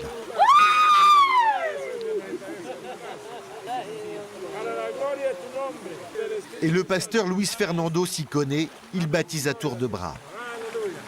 Dans cette église de Guatemala City, une centaine de fidèles attendent de prendre le bain rituel.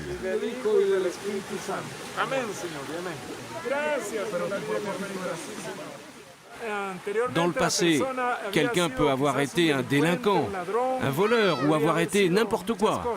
Mais quand cette personne se repent, elle reçoit le Christ, elle peut être baptisée et donc sauvée. Elle est sauvée parce qu'elle reçoit le Christ dans son cœur.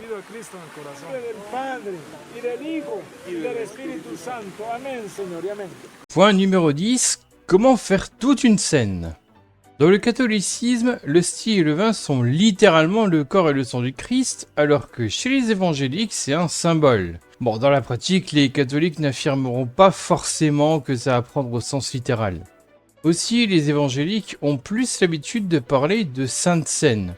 Ce moment du culte fait référence au fameux dernier repas de Jésus dans la Bible. Il est fait en hommage au sacrifice de Jésus et pour se rappeler du fait qu'il est supposé revenir bientôt. Un de ces jours.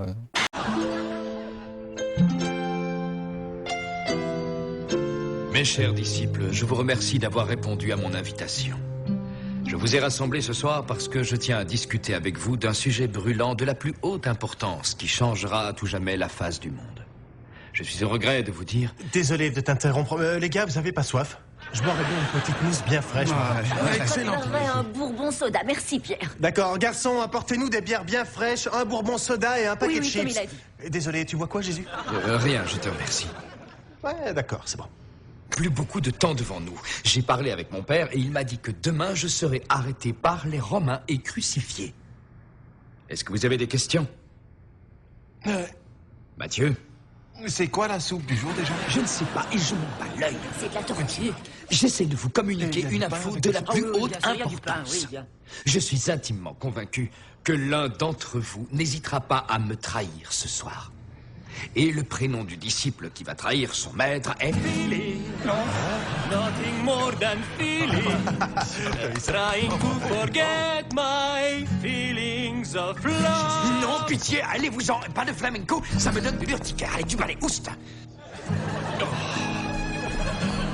Bonsoir, jeune homme. Une rose rouge pour votre destinée Non, d'un emballez soir. vos roses et laissez-nous discuter entre Désolé, messieurs, mais il n'y a plus de soupe du jour. Trop, c'est trop, ça suffit. Je m'en vais si vous croyez que je vais passer ma dernière nuit sur cette terre en compagnie d'une bande de bouffons égoïstes et bas de plafond. Vous vous fourrez le doigt dans l'œil, vous me saoulez, je me barre, au plaisir de ne jamais vous revoir. Hé, quel empafé, Jésus? Il se prend pour le fils de Dieu? Les membres de l'église partagent un morceau de pain et une coupe de jus de raisin ou de vin. Traditionnellement, c'est une coupe unique comme on peut le voir ici, mais de nos jours, on voit plutôt des petits gobelets individuels.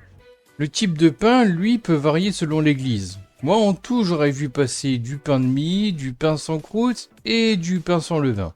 Ça doit manquer un peu de goût. On peut ramener son pot de confiture?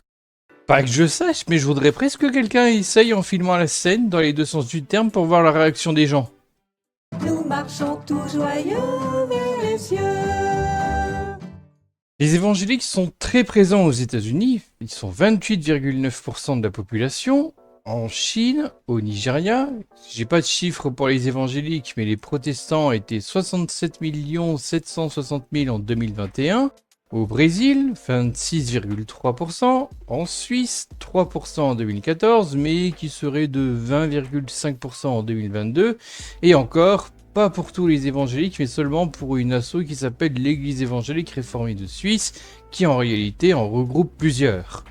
La Corée du Sud est pas mal non plus, puisqu'ils sont 19,7% de protestants en 2014. Donc là non plus, j'ai pas de chiffres précis pour les évangéliques, et pas plus récent.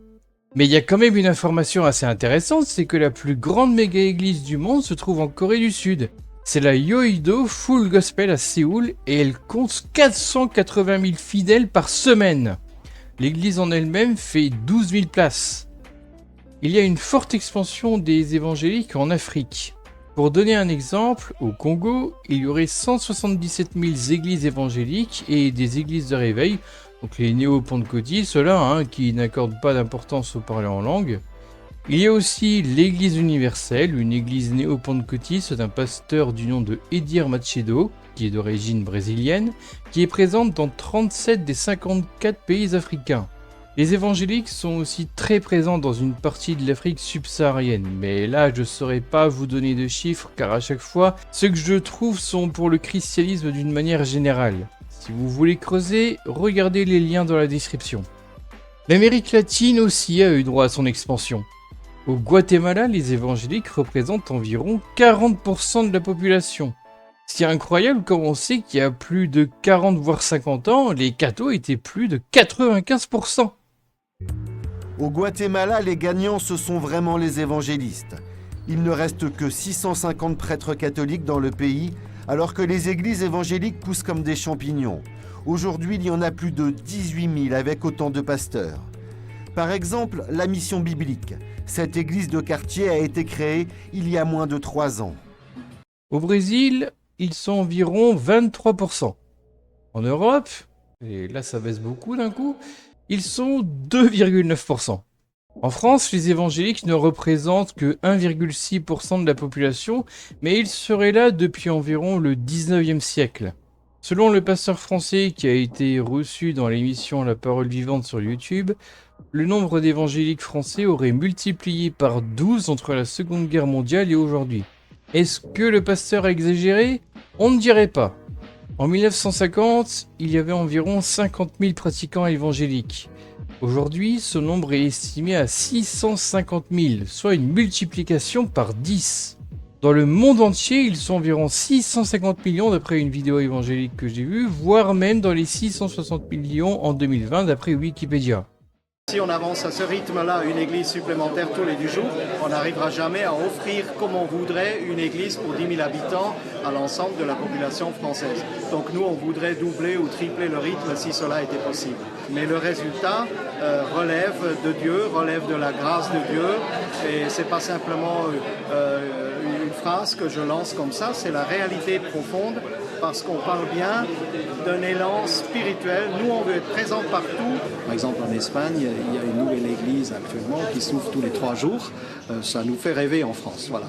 Il y aurait une église évangélique qui ouvre tous les 10 jours en France selon Daniel Lechty, président de la commission d'implantation d'églises du CNEF en 2018. Le CNEF pour Conseil national des évangéliques de France, qui est une association. Ah, et pour le fun, je vous montre aussi cette carte des réformes au XXIe siècle qui montre quelle est la branche la plus active dans tel pays d'Europe.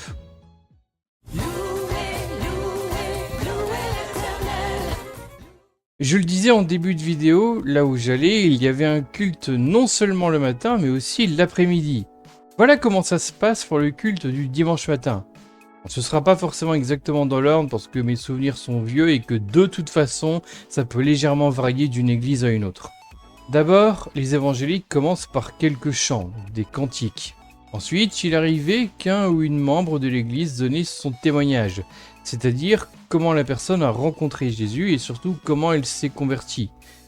Fun fact, il y a un usage curieux qui veut que la personne commence toujours son témoignage en disant de quelle confession est sa famille. Typiquement, ça commençait souvent par « Bonjour, je suis né dans une famille chrétienne ». Il y a fréquemment des moments de prière à la volée de la personne qui conduit les chants. À la porte ouverte, il y a aussi un moment vers la fin des chansons et avant le prêche où des gens de l'église peuvent transmettre un message supposé venir de Dieu. Après ça, le pasteur fait son prêche. Il peut également faire une prière avant le prêche. Ça va dépendre de la personnalité du pasteur, mais ça a tendance à être assez vivant dans sa manière de raconter son histoire. Mais c'est supposé être le cas dans le sens où j'ai pu regarder une formation pour devenir prédicateur sur YouTube. Oui, ça se trouve. Et sans surprise, le gars disait clairement que le pasteur devait s'impliquer dans sa gestuelle, ses émotions et au niveau de la voix. Combien même ces prédicateurs a eu à étudier les Écritures, combien même il dépend du Saint-Esprit pour la transformation des cœurs, ces prédicateurs doivent mettre en œuvre ce qu'il est, c'est-à-dire la gestuelle, ses émotions, les tons de la voix. Tout ce qu'il est doit être impliqué dans la prédication. Tout ce qu'il est. Voilà pourquoi la Bible dit d'aimer Dieu de toute sa force, de toute son intelligence, de toute son âme. Donc, quand le prédicateur prêche, il doit s'impliquer entièrement. Imaginez, vous êtes en train de prêcher et vous prêchez sur la grandeur de Dieu, sur la puissance de Dieu. Et vous êtes là comme ça, tête baissée, et vous dites Dieu est grand, Dieu est puissant. Dieu est amour. Il est au milieu de nous. Les gens vont pas vous écouter, ils vont pas vous croire. Pourquoi? Parce que vous n'êtes pas impliqué dans ce que vous dites. Impliquez vos émotions, impliquez votre corps, impliquez votre voix. Quand vous prêchez, la voix ne doit pas seulement être monotone. La voix doit changer des tons, des débits et des volumes, afin qu'elle ne soit pas monotone. Quand vous commencez votre message, vous ne dites pas « Aujourd'hui, bien-aimés dans le Seigneur, je suis venu vous parler de l'amour ». La Bible dit que Dieu est amour. D'ailleurs, voilà pourquoi il a envoyé son Fils, afin que quiconque croit en lui. Non, ça devient ennuyant après. Il faut que ça change, que les tons de la voix changent. Bien-aimé, les tons a changé. Ou bien-aimé, les tons a changé. Les volumes. Dieu vous aime. Dieu vous aime, les volumes. Et ensuite, les débits. Dieu a tant aimé le monde. Dieu a tant aimé le monde qu'il a donné son Fils. Les débits également, où la vitesse est très importante. Donc, jouez sur tout ce que vous êtes pour bien faire passer votre message en tant que prédicateur. Vos émotions, vos paroles et vos attitudes doivent accompagner votre prédication afin que le message puisse passer. Certains gueulent dans le micro, tapent dans le pupitre, d'autres sont bien plus calmes. Nous avons toujours des conséquences. Toujours. Alors, que la liberté soit donnée à la société de faire ce qu'elle veut, je ne peux que dire oui, mais que moi, en tant que chrétien, je puisse penser autrement et parler autrement, ça doit aussi rester ma liberté. Que dire lorsque Dieu crée biologiquement l'homme et la femme, leur assignant leur genre? C'est Dieu qui nous assigne le genre. Il nous a créés, soit dans le genre masculin, soit dans le genre féminin, mais c'est Dieu qui l'a fait. C'est biologiquement que nous le sommes. Quand je regarde cette photo, je reconnais un homme, une femme et un enfant. Quand je regarde ici, je ne me trompe pas entre les deux.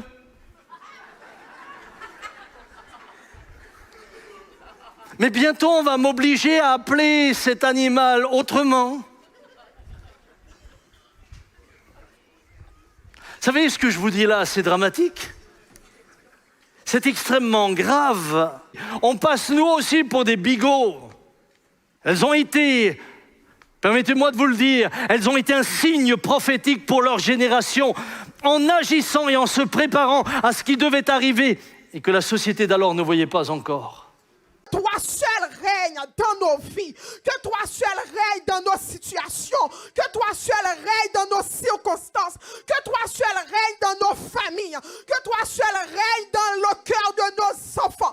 The beggar and the foul man. Les mendiants et les hommes impurs corrompus. For whom there is no hope. Pour ceux pour qui il n'y a pas d'espérance. Someone has prayed for him. Quelqu'un a prié pour celui-là. God told me, he said you smite that cancer with your fist. Puis vient la Sainte Seine, donc la distribution du pain et du vin.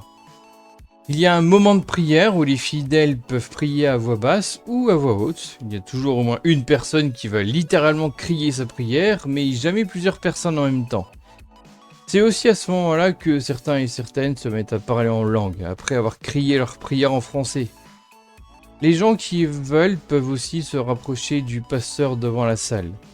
Ils demandent au pasteur de les guérir de telle maladie ou de les bénir. Un autre incontournable, c'est le moment de l'offrande. Les fidèles sont invités à faire des dons, que ce soit pour l'église ou pour les missions. Encore une fois, j'y reviendrai plus tard. Mais il arrive que ce soit pour le pasteur lui-même, parfois pour des besoins personnels. Je vais aussi revenir plus tard sur l'offrande, car des dérives ont pu y être observées.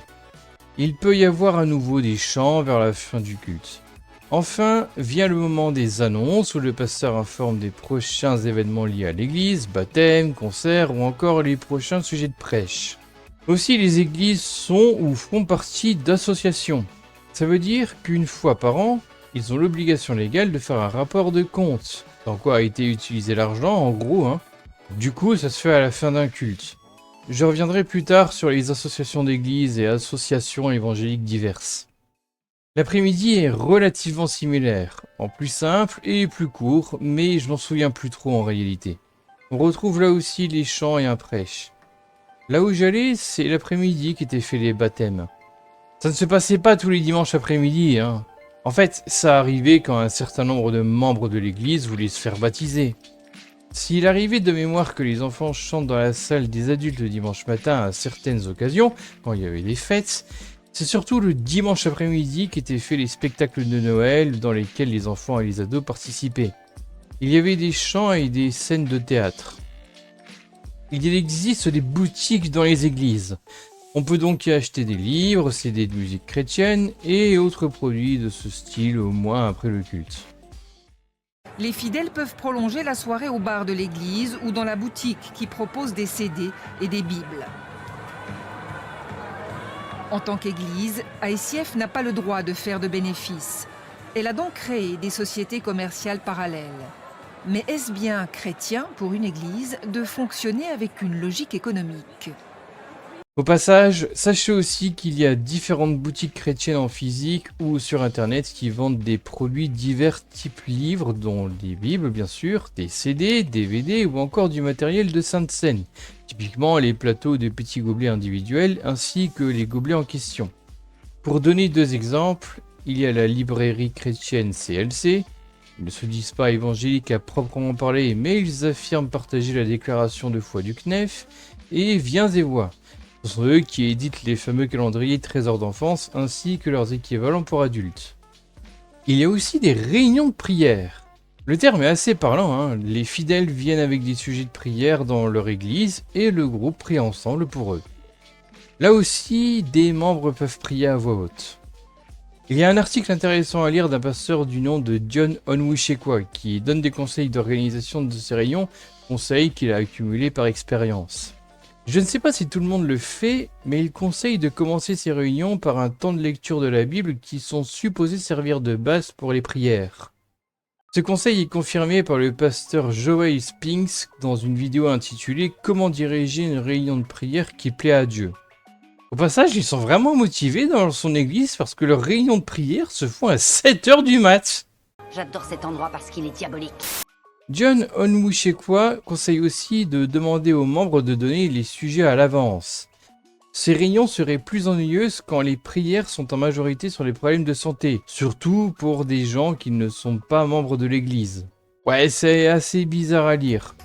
Mais en vrai, je suppose que l'empathie et l'envie de prière augmentent quand il s'agit de gens que l'ensemble du groupe de prière connaît. Oui, on peut avoir de l'empathie pour des gens qu'on ne connaît pas, mais soyons honnêtes. Quand on commence à entendre parler d'une personne, qu'on commence à connaître son histoire, ça permet déjà de plus s'y attacher. Ça marche pas, l'empathie. L'empathie, ouais, de temps en temps, t'arrives à faire une religion avec, mais ça va pas bien loin. Puis, très honnêtement, l'empathie, c'est surtout pour avoir une meilleure image de soi, hein. Voilà. Ceci dit, le pasteur admet que les réunions de prière sont là pour les membres de l'église. À vrai dire, c'est un peu flou parce que dans la partie « Créer une vague d'empathie et d'affection », il dit qu'il passe du temps à prier pour les familles, dont tous les membres ne sont pas forcément chrétiens en soi, et même de collègues de travail. Dieu est bon en tout temps. Il a mis ce chant de louange en moi. Ah, là on s'attaque à un morceau culte, sans jeu de mots, au pluriel. Quelque part, je ne pourrais pas forcément en dire grand-chose parce que pour se rendre vraiment compte de ce qui représente la musique évangélique, le mieux, c'est de l'écouter. Mais je vais la diviser en deux grandes catégories. Les cantiques, d'un côté, chantés lors des cultes, et les groupes de chanteurs chrétiens de l'autre qui sortent des albums et font des concerts.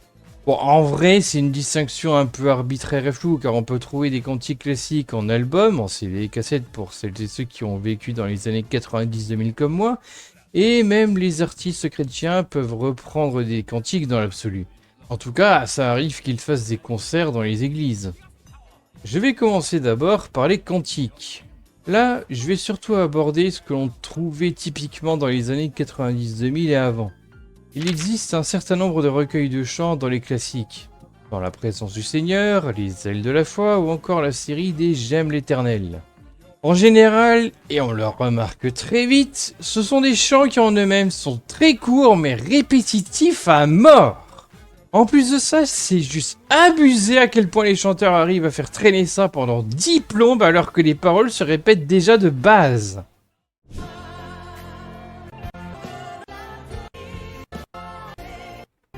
Ça c'est les chants, c'est bon, on a compris.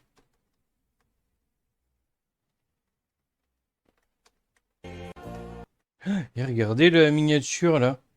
Dans 3 plombes, elle répète toujours la même chose, c'est ça? Vous êtes sérieux? 32.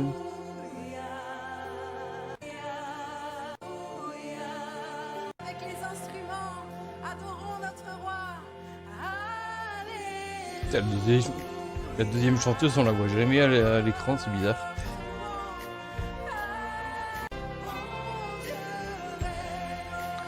Oh putain, pendant au moins 1 minute ou 2 minutes.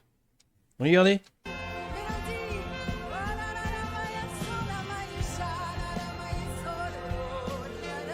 Ah putain, ça m'a parlé en langue en plein chant. Et voilà, ils font durer la chanson, ils sont en transe là, limite. Putain, mais elle s'arrête jamais, c'est incroyable. Oh, ça s'arrête jamais. En fait, c'est drôle parce qu'il y a une espèce de fondu, mais qui dure 2 heures. Tu sens que ça va finir, mais ah non, pas maintenant. Et puis tu reviens 10 minutes plus tard, bah non, c'est toujours pas fini. Ils sont toujours en train de finir. Dans ce cas-là, parler en langue s'apparente au yaourt, c'est pas étonnant que la religion soit du flan. Mais regardez, putain, ça s'arrête jamais! C'est hallucinant! Je croyais que la phase de chant allait se finir, non, elle nous en refait un autre. Y a pas le rediff du chat, y a pas quelqu'un qui dit vas-y, j'en ai marre. Et ça boucle, et ça boucle, et ça boucle. Sérieux, des fois on dirait qu'on est coincé dans une boucle spatio-temporelle. Mais surtout, ce qu'on peut dire au niveau des paroles, c'est que ce sont des louanges. Ça veut dire concrètement que l'unique thème, ou presque de tous ces puritains de chant, se résume juste à Dieu c'est toi le plus beau, le plus grand, le plus fort.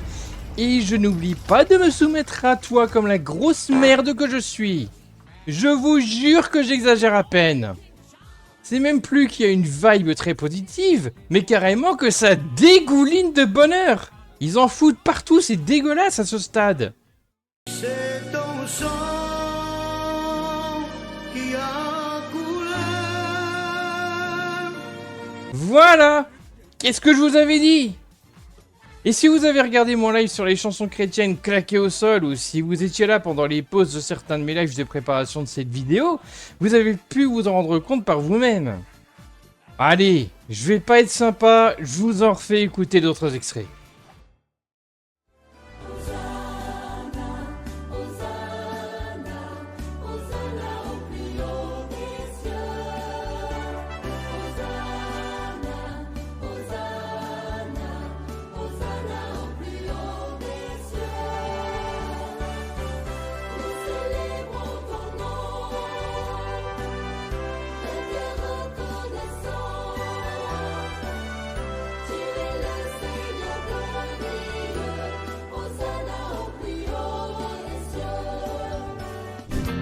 Je veux t'adorer,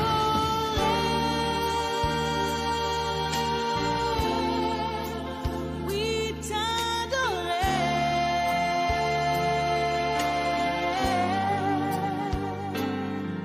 Ma raison de vivre, c'est de t'adorer. Dieu est bon. En tout temps, il a mis ce chant de louange en moi. Dieu est bon. En tout temps, à travers la nuit, sa lumière jaillit. Dieu est bon. Dieu est bon. En tout temps, Dieu est bon. Nous voulons voir. Nous voulons voir. Nous voulons voir Jésus élevé. Nous voulons voir. Nous voulons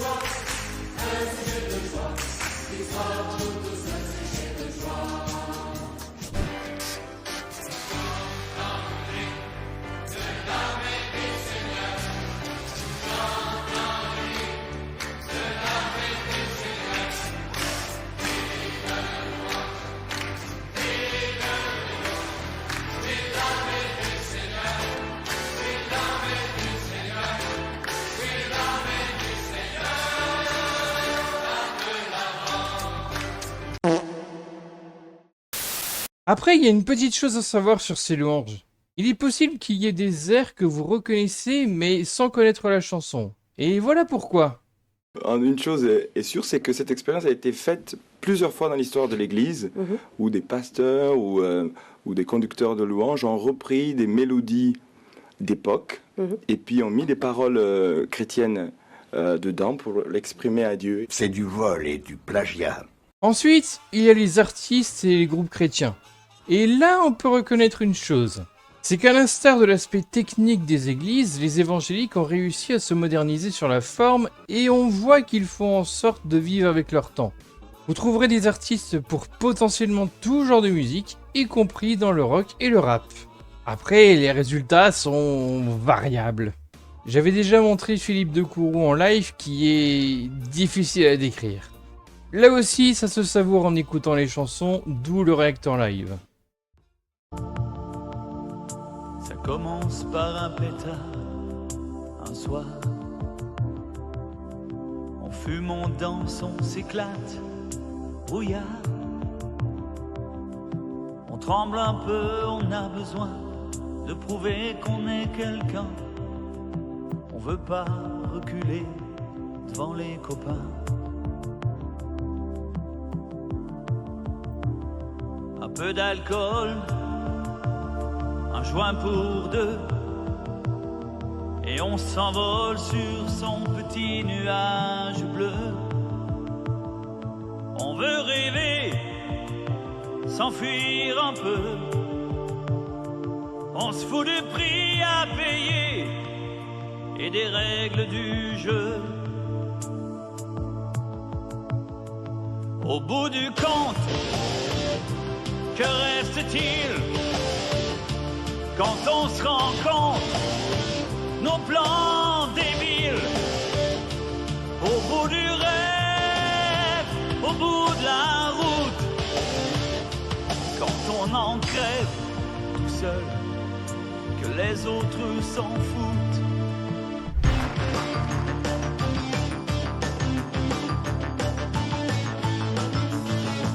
J'ai pas peur des vautours, j'ai pas peur des chiens qui hurlent autour de moi. Les coups, les mauvais tours, les gueules des requins, ça m'effraie pas. J'ai pas peur des chaînes, pas besoin de détours pour affronter les regards. J'ai connu la haine, rançon de l'amour dans mon histoire.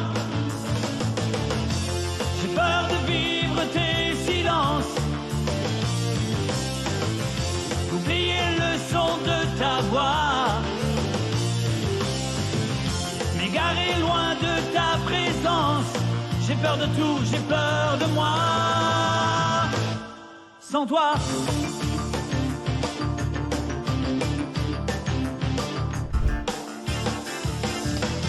je veux crier pour ceux qui n'ont pas de voix.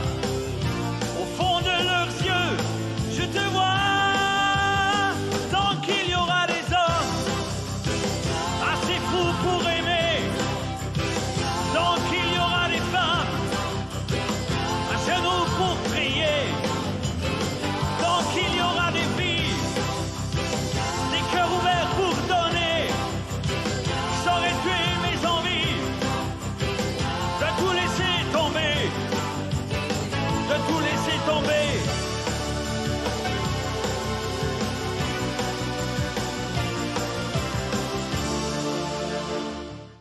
Il y a l'incontournable Corinne Lafitte.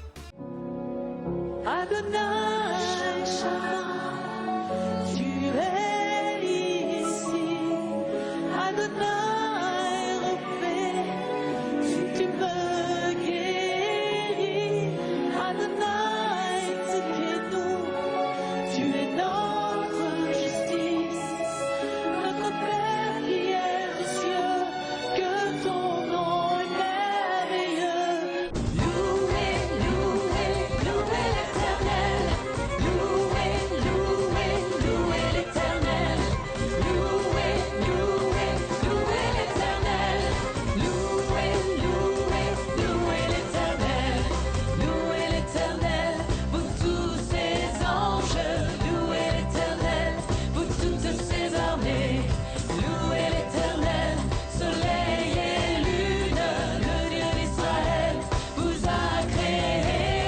Au passage, c'est elle qui a écrit ça.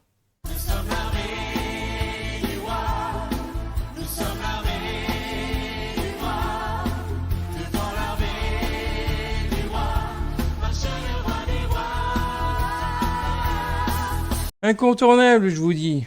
En groupe, il y a par exemple les Gospel Kids. Et à l'église, ça bouge beaucoup. Beaucoup d'ambiance, beaucoup de plaisir et beaucoup d'envie de chanter.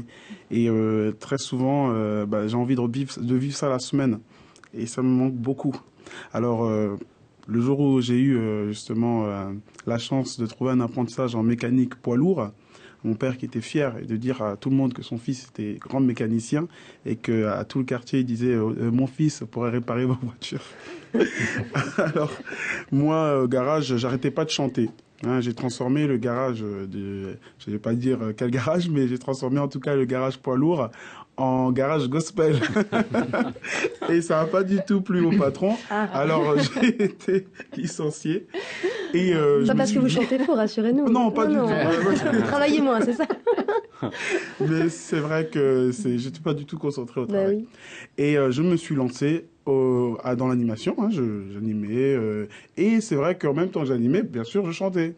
Et les enfants ont dit « Waouh, c'est génial, il faut continuer, nous on a envie justement de chanter, est-ce qu'on pourrait chanter devant les parents ?» Alors moi j'ai dit bah, « Pourquoi pas est-ce que tu peux venir à l'école chanter avec nous ?» Bon, j'avais pas de travail, je me suis dit « Bon, je vais aller à l'école, j'ai le temps. » Du coup, d'autres, comme il y avait à peu près 15 enfants à l'église, j'allais dans chaque école, et je me suis retrouvé finalement à aller dans plusieurs écoles. Et les Gospel Kids sont nés comme ça en fait, avec plusieurs classes. Et voilà, et aujourd'hui les Gospel Kids, c'est voilà, plus de 1200 enfants. Oh là là. 26 nationalités et toutes les religions. Et bien implanté dans la ville de Strasbourg. Exactement, donc le maire de Strasbourg connaît bien, parrainé par l'entraîneur de l'équipe de France de football. Raymond Domenech. Ouais. Et donc c'est... Pour moi, aujourd'hui, je réalise un rêve parce que depuis, on va dire, septembre, je suis embauché officiellement par la ville de Strasbourg pour intervenir dans les écoles. Je travaille pour les enfants handicapés. Les écoles laïques, hein. Les écoles laïques. Donc, je travaille pour les enfants handicapés, enfants dyslexiques, parce que je vois que ça aide beaucoup.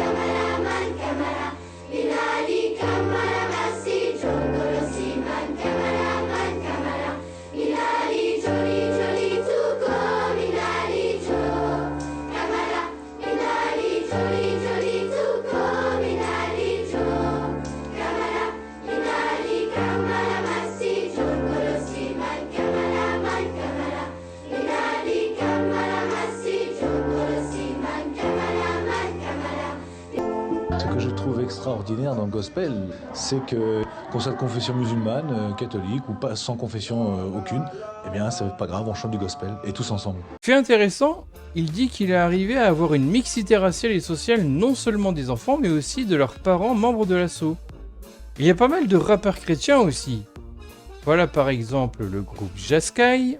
Jaskai en fait, ça veut dire créé par l'Éternel, Dieu créa. Un jour... Alors que le groupe prenait place, on a ouvert un livre dans lequel il y avait plusieurs noms hébreux et on a vu Jaskai, Yassai. Et la traduction, c'était Dieu créa. Et donc, on a décidé de donner ce nom-là au groupe pour déclarer que ce groupe appartient à Dieu, non pas à nous, de nos propres forces, notre création, mais que ce soit vraiment une création de Dieu et qu'il y a tout droit, en fait, à l'intérieur. Un temps pour tuer dans ta vie tout ce qui peut te nuire. Un temps pour cesser de ressasser le passé pour guérir. Un temps pour détruire, un temps pour rebâtir. Un temps pour être éprouvé, testé afin d'être utilisé. Au commencement était Dieu, tout était fait pour lui, par lui. Pas d'autre que lui. Son esprit saint se mouvait sous les cieux, dans l'agent planifiant ce qu'il allait inventer. Il se mit à rire, se mit à danser. Dans son esprit naissait, c'est tout ce qu'il allait créer.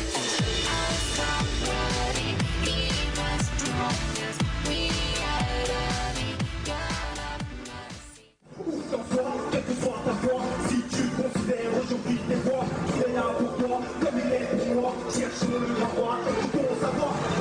Le roi du son lancé, allons la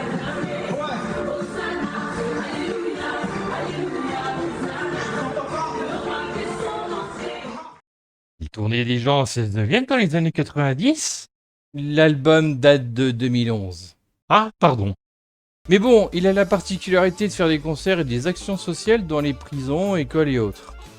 Il y a aussi Manu Bolomic et son incroyable suite de la Manif pour tous. Plongé dans l'union mini, grandi dans un ghetto pire qu'une tessie. Être riche était le seul défi. Poussé dans le rap violent et les graffitis, le sexe, les tébois, en fait de la pornographie. J'en voulais au destin à tous ces mesques qui ont fait de ma vie une feste. Révolution, so, il faut une révolution. So, il faut une révolution. So, il faut une révolution. Qu'est-ce qu'il faut, qu'est-ce qu'il faut? Il faut une révolution. So, il faut une révolution. So, il faut une révolution. So, il faut une révolution. Qu'est-ce qu'il faut, qu'est-ce qu'il faut? Je suis pas bolchevique, mais bolemique. Je prêche la repentance, pas une simple éthique. Une révolution, c'est plus qu'un changement d'attitude. C'est une nouvelle naissance démontrée par des vraies certitudes. Les yeux du cœur s'ouvrent et révèlent nos tristes habitudes. La croix de Christ se dresse pour le pardon. D'un coup, tu te sens sale et tu as compris la leçon. Côté rock, il y a aussi de quoi faire. Bon, le rock chrétien n'est pas forcément bien vu, hein. Il n'y a qu'à voir le tract de Jack Chick que j'avais montré une fois en live où un groupe fait littéralement un pacte avec le diable en vendant leur âme. Mais il est existant. Et en vrai, je pense que la panique morale à ce sujet a largement diminué aujourd'hui et déjà dans les années 2000.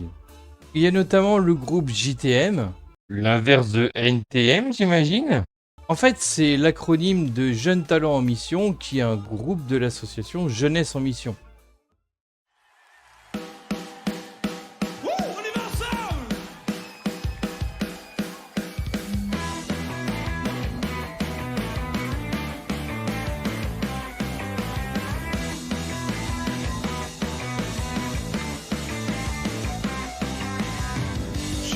Chanter toute ma vie. Mon Dieu, je t'aime, toi mon ami. Je veux crier ma joie de vivre. Je ne peux pas me contenir. Que ma louange te blesse, que ma louange t'élève. Que ma louange réjouisse ton cœur, Seigneur. Wow, wow, wow, wow. Bon, ce sont des paroles de louange, hein, donc c'est creux et ça se répète d'une manière ridicule. Mais en vrai, j'aime bien l'ambiance positive de la musique. En plus du groupe, ils font des spectacles de rue montés en 3 jours.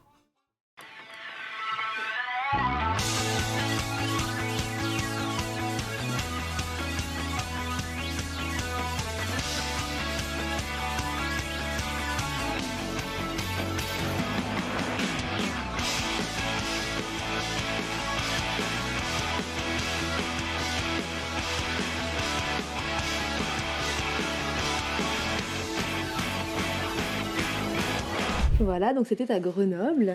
Et après les images, le débrief. Expliquez-nous ce qui s'est passé. Alors en fait c'est donc un projet qui existe maintenant depuis le début de JTM, donc depuis 4 ans.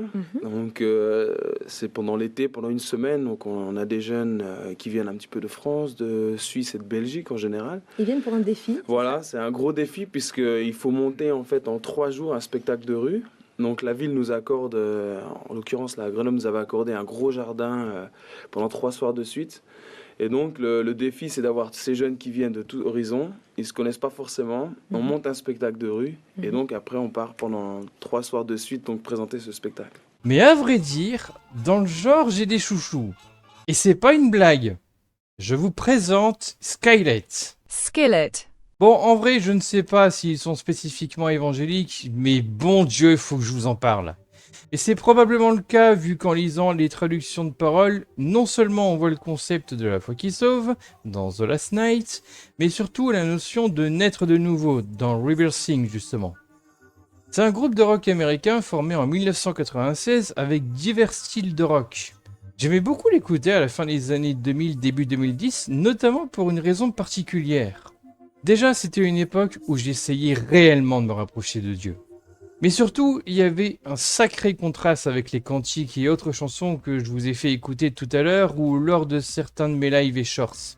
Je ne me rendais pas vraiment compte à l'époque de l'aspect répétitif, bizarre et dangereux de ces chansons, mais je m'étais quand même rendu compte qu'il y avait un truc qui n'allait pas. J'en parlerai dans la rubrique suivante, mais il y a dans les églises évangéliques ce qu'on appelle des réunions de jeunes. Le nom parle de lui-même, ce sont des cultes pour les jeunes. Et du coup, au début, comme dans les cultes normaux, on chantait ce genre de cantique à la con. Et curieusement, c'est en réfléchissant sur les jeunes des réunions de jeunes qui me faisait dire que ces derniers étaient lobotomisés. C'est vraiment le mot que j'avais employé à quelqu'un. Après, je ne sais plus trop si c'était les chansons ou les cultes d'une manière générale qui m'avaient fait penser ça, mais ça me faisait bizarre de voir des jeunes de mon âge autant à fond dans le truc. J'avais pas l'impression de voir des jeunes adultes en fait. Ils étaient beaucoup trop lisses, trop adultes mous entre guillemets. Et ce, alors qu'il y avait beaucoup de choses que je n'aimais pas dans les normes habituelles plus ou moins imposées par et pour les ados et les jeunes adultes. Mais si je vous dis tout ça maintenant, c'est pour que vous puissiez comparer les cantiques et en réalité même au moins une partie du rock chrétien à Skylet. Skillet. Et pour ça, voilà quelques petits extraits de ce qui m'avait marqué à l'époque dans ce groupe.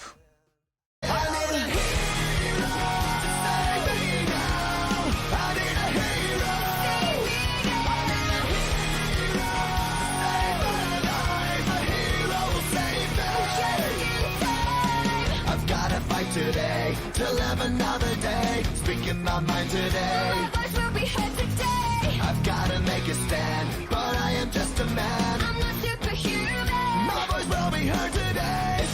The secret side of me, I never let you see. I keep it caged, but I can't control it. So stay away from me. The beast is ugly. I feel the rage and I just can't hold it. It's scratching on the wall, in the closet, in the halls. It comes awake and I can't control it. Hiding under the bed, in my body, in my head. Why won't somebody come and save me from this? Make it in. I feel it deep within. It's just beneath the skin. I must confess that I feel like a monster. I hate what I've become. The nightmare's just begun. I must confess that I feel like a monster. I feel like a monster. I feel like a monster. What you got? What you want? What you need? Gonna be your savior. Everything gonna crash and break. But I know, yeah, I know what you got. What you want? What you need? Gonna be your savior. Everything gonna crash and break. Your savior.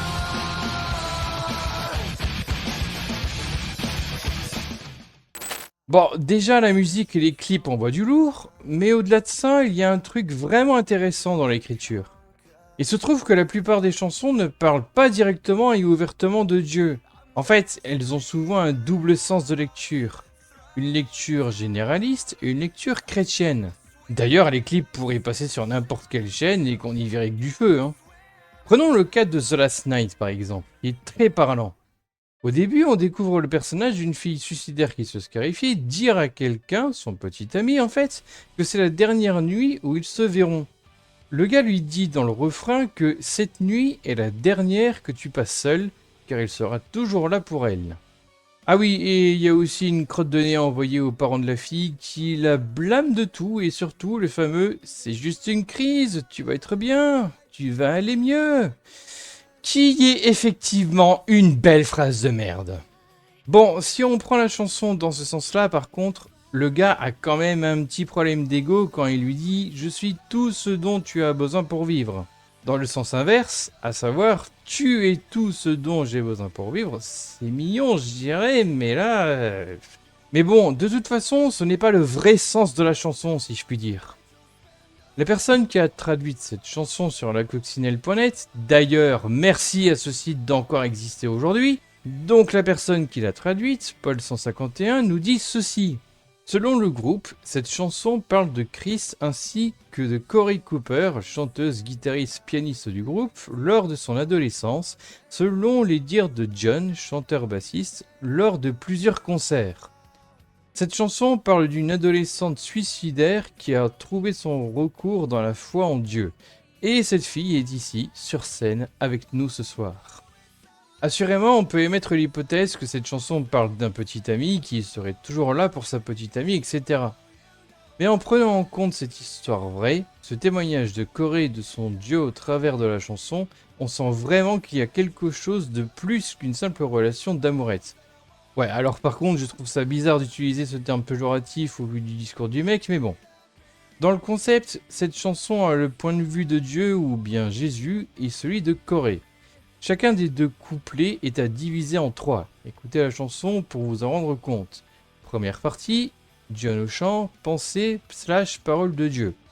Deuxième partie, Corée au chant, les pensées de Corée. Troisième partie, Corée et John en chœur, les pensées des deux avec la phrase « Mais je sais que c'est un mensonge ». Paul 151 parle également du deuxième couplet en revenant sur le fait que Dieu connaît cette fille mieux que personne d'autre, et donc que ses propres parents. Ça peut vous paraître bizarre à entendre si vous n'êtes pas habitué à la pensée religieuse, mais disons qu'il y a une certaine logique. Ben oui, il y a un Dieu supposé omniscient, donc qui est partout, et omnipotent, donc qui sait tout, même si en vrai mon cul, ben forcément qu'il est avec elle tous les jours et qu'il voit qu'elle souffre. Et qu'il peut l'aider, mais attention, il faut qu'elle croie en lui et qu'elle le lui demande, même s'il connaît ses besoins. Ouais, mais à part cette absurdité propre à la logique religieuse, eh ben putain de bordel de merde, ça c'est une chanson bien écrite. Ce qui est marrant, c'est que ne pas en faire des caisses avec les louanges et le divin et remettre de l'humain dans la chanson la rend tout de suite plus intéressante et mieux fichue. Pour la chanson Héros, c'est plutôt son clip qui joue sur l'ambiguïté. Les paroles parlent justement de quelqu'un qui a perdu la foi, désespéré, qui semble même au bord du suicide, et qui donc a besoin d'un héros entre guillemets pour le sauver. Et là, sauver a un double sens. Sauver non seulement de la dépression, mais aussi sauver de l'enfer. Littéralement. Mais le clip, lui, montre d'autres types de héros. Une chirurgienne, un pompier, un policier... Bon, je sais, là, ça dépend des moments. Bref, des héros de tous les jours. En fait, j'ai l'impression d'assister à l'exposition héros du quotidien de Life is Strange 6 ans avant Life is Strange. Oui, la chanson date déjà de 2009. Il y a aussi Comatose qui est pas mal pour ça, même si elle laisse plus d'indices sur le double sens. À première vue, ça ressemble à une chanson d'amour d'une personne envers son ou sa petite amie. Au début, le chanteur nous dit qu'il est épuisé, dans une espèce de coma, qu'il a besoin de ce qui semble être son ou sa petite amie, et qu'il est en train de le ou la perdre à cause de son état. Le refrain nous dit ensuite « Je ne me réveillerai jamais sans une overdose de toi ». Elle a été traduite et expliquée par la même personne sur la coccinelle, et à nouveau, son explication est pertinente. Refrain. Même s'il pouvait vivre, même s'il pouvait continuer sa vie sans se réveiller à Dieu, John affirme de sa volonté qu'il ne veut pas continuer de vivre tant qu'il n'est pas avec lui. C'est Dieu son véritable remède. Il sent son action, alors qu'il pourrait continuer à vivre de lui-même. Mais John sait que cela n'arrangera rien. Les rêves ne sont que des illusions qui n'agissent pas sur la vie. C'est pourquoi revenir à Dieu, c'est le plus évident. Revenir parce que le coma dans lequel est John est un résultat d'un éloignement qui l'engourdit. Un autre appui avec cette hypothèse sur Dieu. Dans le deuxième couplet, John parle de doutes, de tentations et de démons. Tout un tas de symboliques liés à la foi.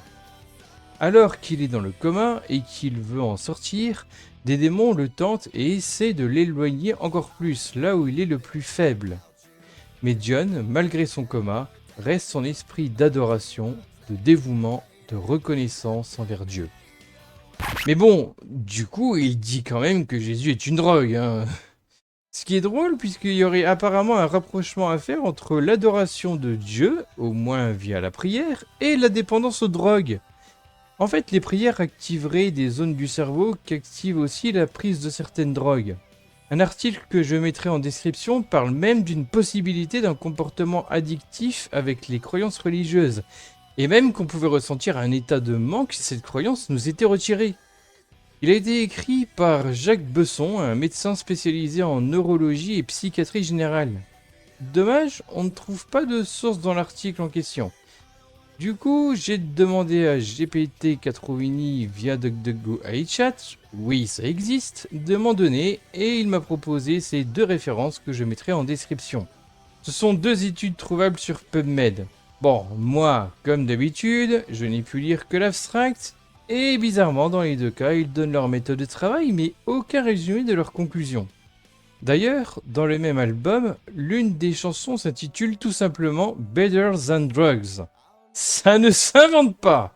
Et comme vous pouvez l'imaginer, c'est le même type de message. Finalement, même Skylet fait pas mal dans l'adoration dans ses chansons. Au passage, on voit dans les paroles de Comatose que le toi et le tu, ou le you dans l'anglais d'origine, sont écrits avec le T en majuscule, et donc le Y en anglais. Or, c'est un usage courant qui est pratiqué quand on parle de Dieu. Si on parle de lui, on a l'habitude de l'écrire avec un L majuscule. Mais tout ça rend ces chansons beaucoup plus humaines que les cantiques tantôt d'adoration, tantôt guerriers. Je suis quasiment sûr que si j'avais continué à écouter un peu quand je te parle, j'aurais fini par faire une émission dessus.